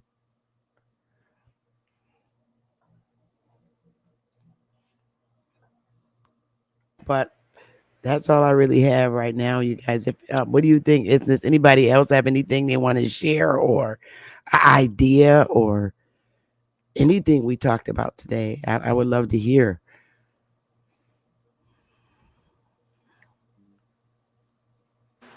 So these niggas in the hoods, just pirates surfing on the goddamn streets and shit in the But they're not walls. informed. We got to teach them. They're not informed, and a lot of them don't have sixth grade education.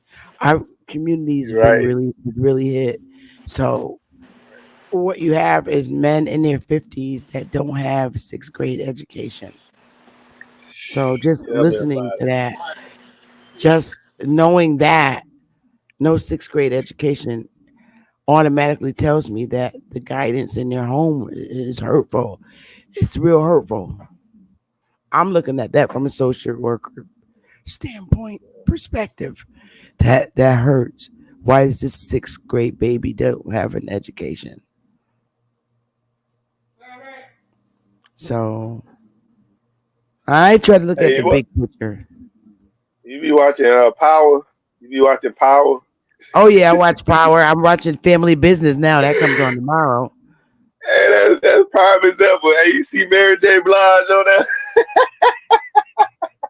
Yeah, I'm very up to date on all of Oh my! Power. I'm waiting for Force to come on. I'm waiting for all of them. Power just went off to come back on in September. The last 5 episodes. What I'm So saying I'm though, waiting. that what you just said though. Like niggas be in the street working for these big top street niggas. Don't want to get an education and dropped out of school just getting money. That's street all they know. Is all they like. That's what you said though, right? I mean, I Yeah. I look at mean, Kanan's mother. Look at how uh, she raised him. yeah. Look at That's how what I'm saying. Like, Mary J. Blige raised her kids. And I mean, in Family Business, look at how oh wait a minute, make sure that's American Isness. It's showing you that's you Isness, right? Your mic is on, honey. fair use, fair Oh, use. she doesn't know that her mic isn't on. Isness, your mic is muted.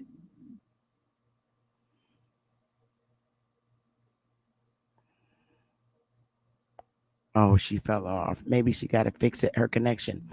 But look at how Mary J raised her kids. When they was like what 7 and 8 and 9 years old, she taught them how to bag cocaine. Yeah. Look at Family Business. All his kids went to mercenary school. They're assassins.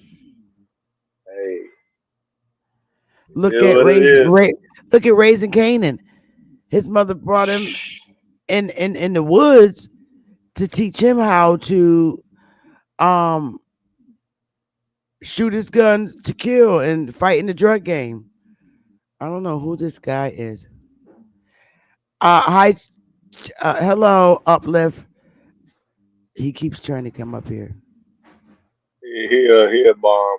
Don't mess with him. That's just distraction. What we talking about? Yeah, it is. I watch all that stuff, man. But I know it's just a TV show, but it just portrays, it just gives the world like a little glimpse of, our reality over here. You know what I'm saying? Like some people are Yeah. going through stuff. You know what I'm saying? People are Some people going going through a through worse. lot. Yeah, man. So you just can't judge a book by its cover and go on Right. what somebody else tell you about Right. somebody. You That know, that's because you really don't know. You know.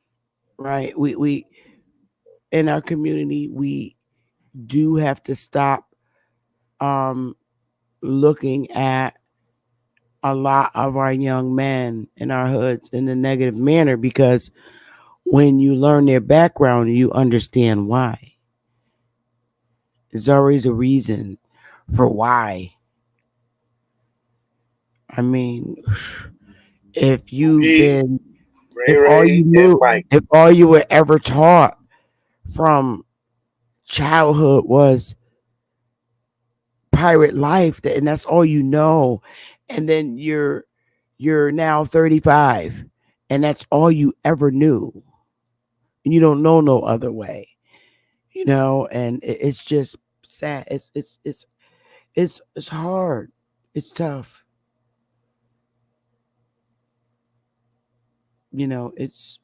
It's really You know, hard. Sister Bethany.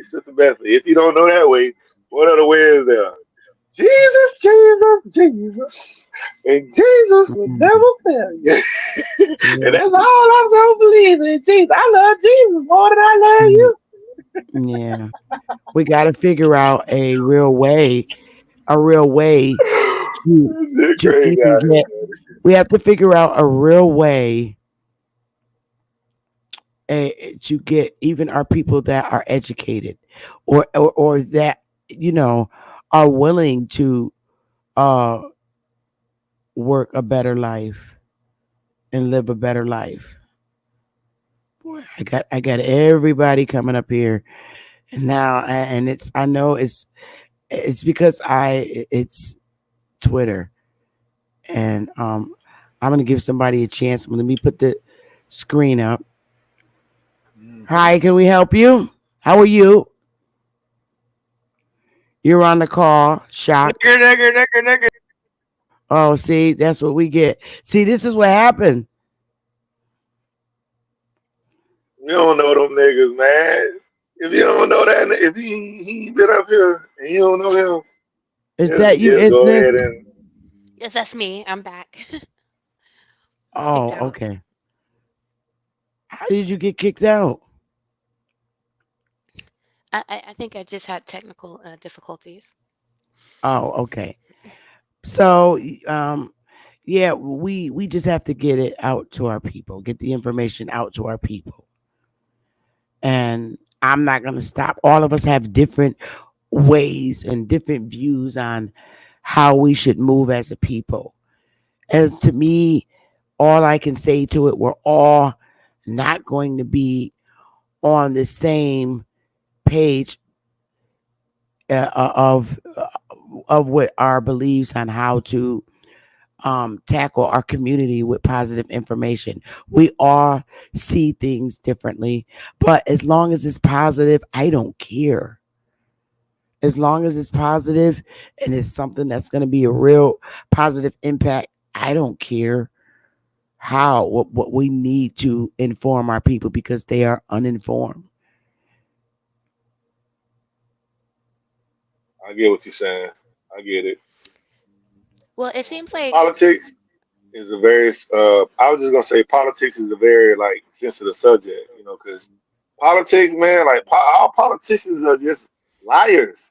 They're just hungry money, just want you to worship them and want you to just want to tell you what you want to hear, so you can do what they ask you or they tell you, and it's just a mind game to me, like sociology, like a big sociology trick. But what you was gonna one of say, the, my sister? well, I'm just going to respond to what you just Smoke. said. No. It is that one of the reasons why we should be looking at the Republican Party, because I feel like we should be looking at what everybody's doing, right? Like Yeah. these people shouldn't just be running amok and we're not even paying attention. But one of the reasons why we should be looking at the Republican Party as opposed to participating with the Democratic Party is because we need to disassociate ourselves from those people because they've become too dependent on us. They right now have failed the Democratic Party, feel they could just do whatever in our name without consulting us, and that's not true. So I know it probably, the thinking about looking at the Republicans is kind of cringy to people. I do understand that. But Mhm. we have to kind of pull ourselves away from that other group because Yeah, right now they're become detrimental to us. Right now correct. they're a hazard. Yes. Oh yeah, Trump the closest thing you can get to a nigga though, to a leader, a nigga leader. MLK, Malcolm X. Trump the closest thing. Yeah, let's use birder terms. Choctaw, I can't that smokes channel, I don't control his channel. I just, support him as a brother. But as far as telling someone what to do on their channel, I do not do that. I don't. I love Smoke. He's a good brother. I don't tell anyone what to do and how to run their channel. So, I'm just very supportive of my brothers. Um, but anyway, you're absolutely right, Isness. We have to um, get our people to understand that um, to free themselves from slavery, they need to remove themselves from the Democratic Party. That is freeing yourself from slavery in modern day slavery. Democratic solutions and policies are, it's to me, modern day slavery. And the only way you're going to free yourself is if you pull yourself away from it and you begin to remove their rhetoric from your mind and your hearts, because that's what it was instilled in us, in our minds and our hearts. That's freeing yourself from slavery. We can become freedmen again. How about that? Let's make America great again. There you go. Yes. Hey, Oh, what nigga Chaka, you? okay. Uh, Not nigga, but Negro. Just died. His own goddamn people trying to kill him, and he died of the bullet. yes, I'm glad for that, and I'm glad it wasn't worse. But I thought that was a very ugly move. But that's what happens. But that's just so common to happen in our community that when we see it, it's like, I mean, really, I myself, we grew up in combat zones. We really did. Hey, Sister Bethy, can I ask a question? You Hold can on, ask hold on. anything you want. I mean, y'all can be asking Isness and Chief Eagle Eye these questions too, because I don't have all the answers. No, I was just I was saying. I was talking just gonna to say the before you panel. say that, bro. Sister Bethany, we are still in a goddamn war zone. We prisoners of war. POW. Okay, you go, bro. I just want to, point out something. It's really a question too. Does anybody remember when, at one point, the Democratic Party was called the DCCC? Yes, I do remember that, but What that is was the a long time ago. what does the Triple C stand for? Oh my goodness. Communism, communism. I Three can't make this times. stuff God up. damn it. I That's can't make this fucked stuff up, up. man. God bless Seth Rich. Huh? Say that again. I That said boy God that bless lost his Seth life. Rich. Yeah. I don't think the audience heard you. Who was that? Who that? God bless Seth Rich. Who is He's a that? he's a martyr. You want to Seth, elaborate a little more? sure. Seth Rich was Julian Assange insider for the DCCC.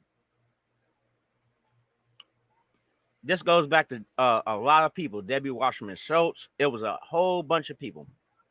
Everybody want this laptop. Everybody keep forgetting about this. I don't see how. What does it triple C stand for? This was always they play. This is who they are. It's the Democratic Socialist Party. That's it. They take on many names and forms over the years. They always been doing the same thing. Seth Rich was Yo, was an insider for WikiLeaks. Seth Rich got hurt real bad. Real Oh, bad. he was the one that, okay. I think I do remember him. He exposed something. Yep. Yeah. This was a couple of years ago. Oh, this was some time ago. But as I was referring to, everything had to go back with a certain person's BlackBerry phones and computers and stuff, in the DCCC that got hacked. But, yeah, that's how that works out. That's how that works out. It's patriots everywhere. Mm. Damn. You gonna say something, Isness? Well, along the lines of what he was saying, we all remember that what he's talking about. We know exactly what he's talking about. So why are we still participating in their stuff, right? Um, it's unfortunate that the man had to lose his life.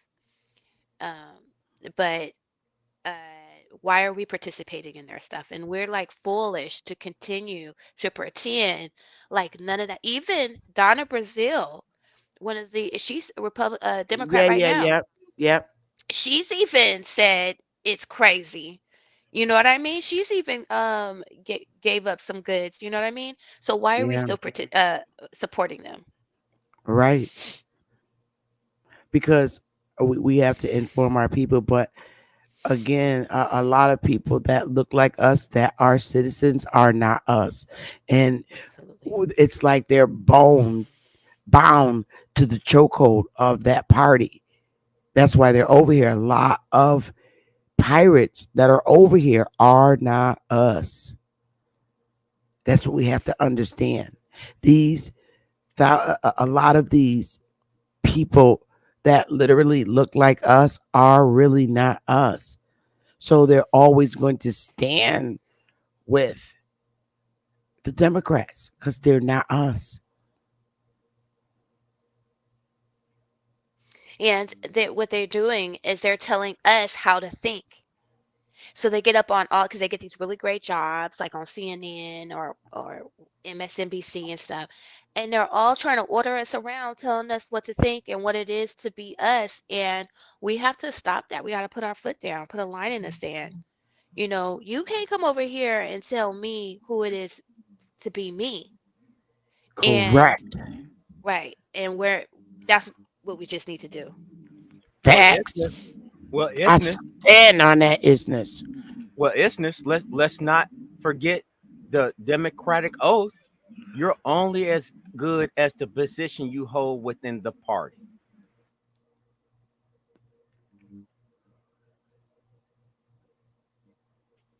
I get it. I get it. I was just Did you, saying though. did I you was know gonna that say, one? yeah, we were talking about power and everything. So that's excuse my language, the African witch that's controlling every goddamn body, telling everybody what to do. And she got two American diggerlings in her right now on power. Her name Noma. And she trying to take over the whole goddamn dope game, and she got all this goddamn power. She's trying to get with this Democratic dude. This shit crazy. This shit deep what y'all talking about, man. And it's You all seen on that? TV. You saw the last episode when Pookie Yeah. told her that she coming over here colonizing and moving on Yeah. territory. And Yeah. yes, you saw that last Yeah. episode, correct? Zion. Oh, Zion. hello. Yeah. And he told her, because they told her that the waitress came to the table that she had reserved, and the waitress came and said, "You have to move from this table." And she said, "I don't understand why." She said, "Well, we can give you a nice table because the person that has this table, this is their table, and you really have to go." And he finally went over to the table and said, "You Europeans come over here colonizing and people's territory in territory that don't belong to you." I'm like, oh, Yeah, fair use for you motherfuckers. Fair fair use. use, fair use. Fair But use. that's what it said on that set. I played it the other day on my cell phone. Yeah, yeah. And then made the white man get Oh, up too. Made the white man get up too, man. They the no, Democratic no, kick. He the was a white guy Democrat. actually, he was playing his role because he sat and watched the two darkies spell it out because they didn't have nothing to do with what was going on in the beginning, and they didn't. So he was doing right. He was sitting Yeah. and watching because that's exactly what they did. They didn't have shit to do with it. It was darkies that look like us fighting against other darkies. The white guy was sitting back watching. Don't put him in it. He had shit to do with it. Now I was But just saying though, man, made his ass get up too. He had to get up too, goddamn it. well, he didn't get up. All right. Well, she was his guest. So Yes. Yeah. Made no, both of their ass move. he didn't get up. He stayed there. Because he got up. Pookie got up and left because he let her know what he wanted her to hear, and then he left. Yeah. But that was a I was really that was a ball buster scene. But they all played telling their you what. roles right.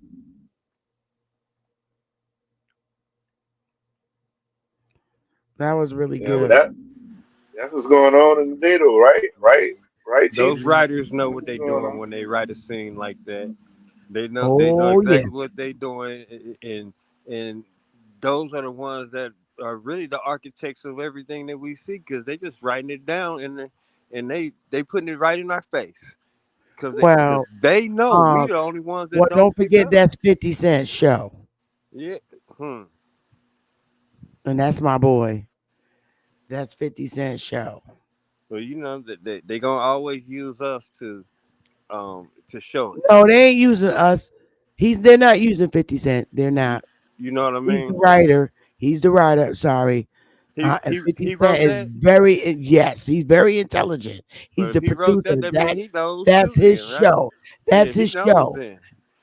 That's his show. Yeah, he So knows.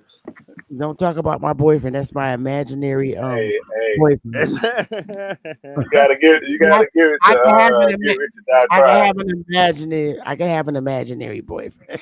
Hey, get rich and die trying, nigga. Get rich and die trying. That's right. Yeah, nigga. For real though. But that's all 50 stuff, man. That's all his stuff. You gotta give him his props, Yeah. man. All he doing is just documentary. He just giving us.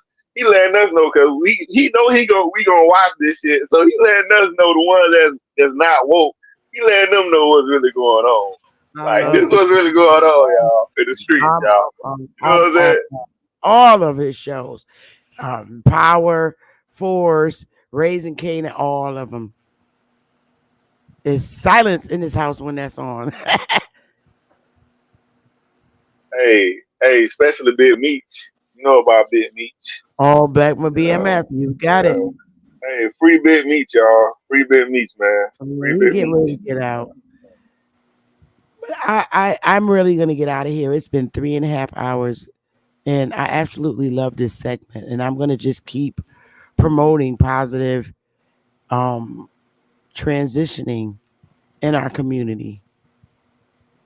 That's all I could do at this point is keep promoting and lecturing and teaching on positive transitioning in our community.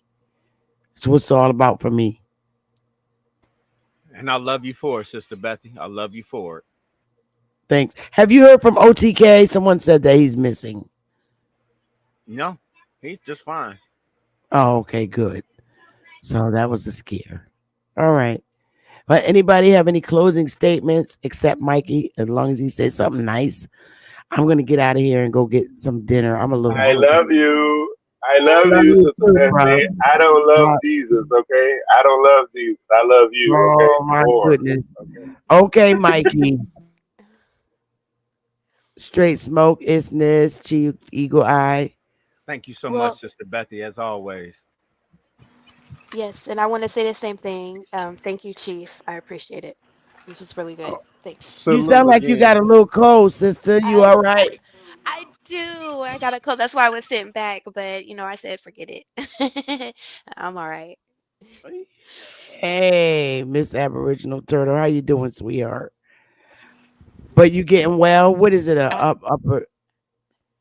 I don't know what it is. I don't know. I just woke up and my throat was all hurting, so I don't know.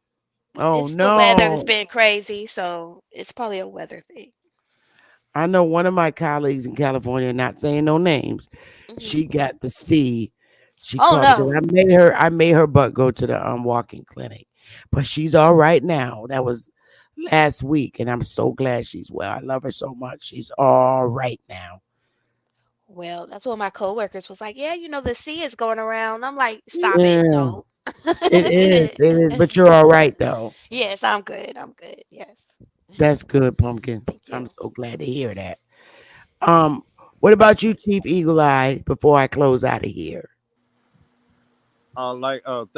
Thanks, Sister Bethy, once again, for the giving up that real information, letting everybody know what they should be headed towards, and also to you, Sister Business.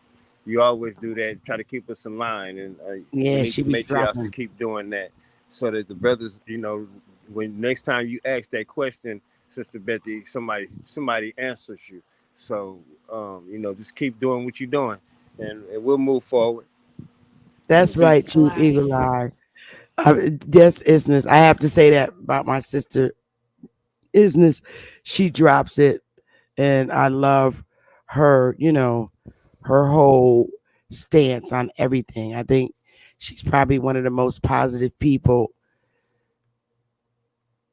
Oh wow, I thank know you. that's right, Miss Aboriginal Turtle. That's what it's about.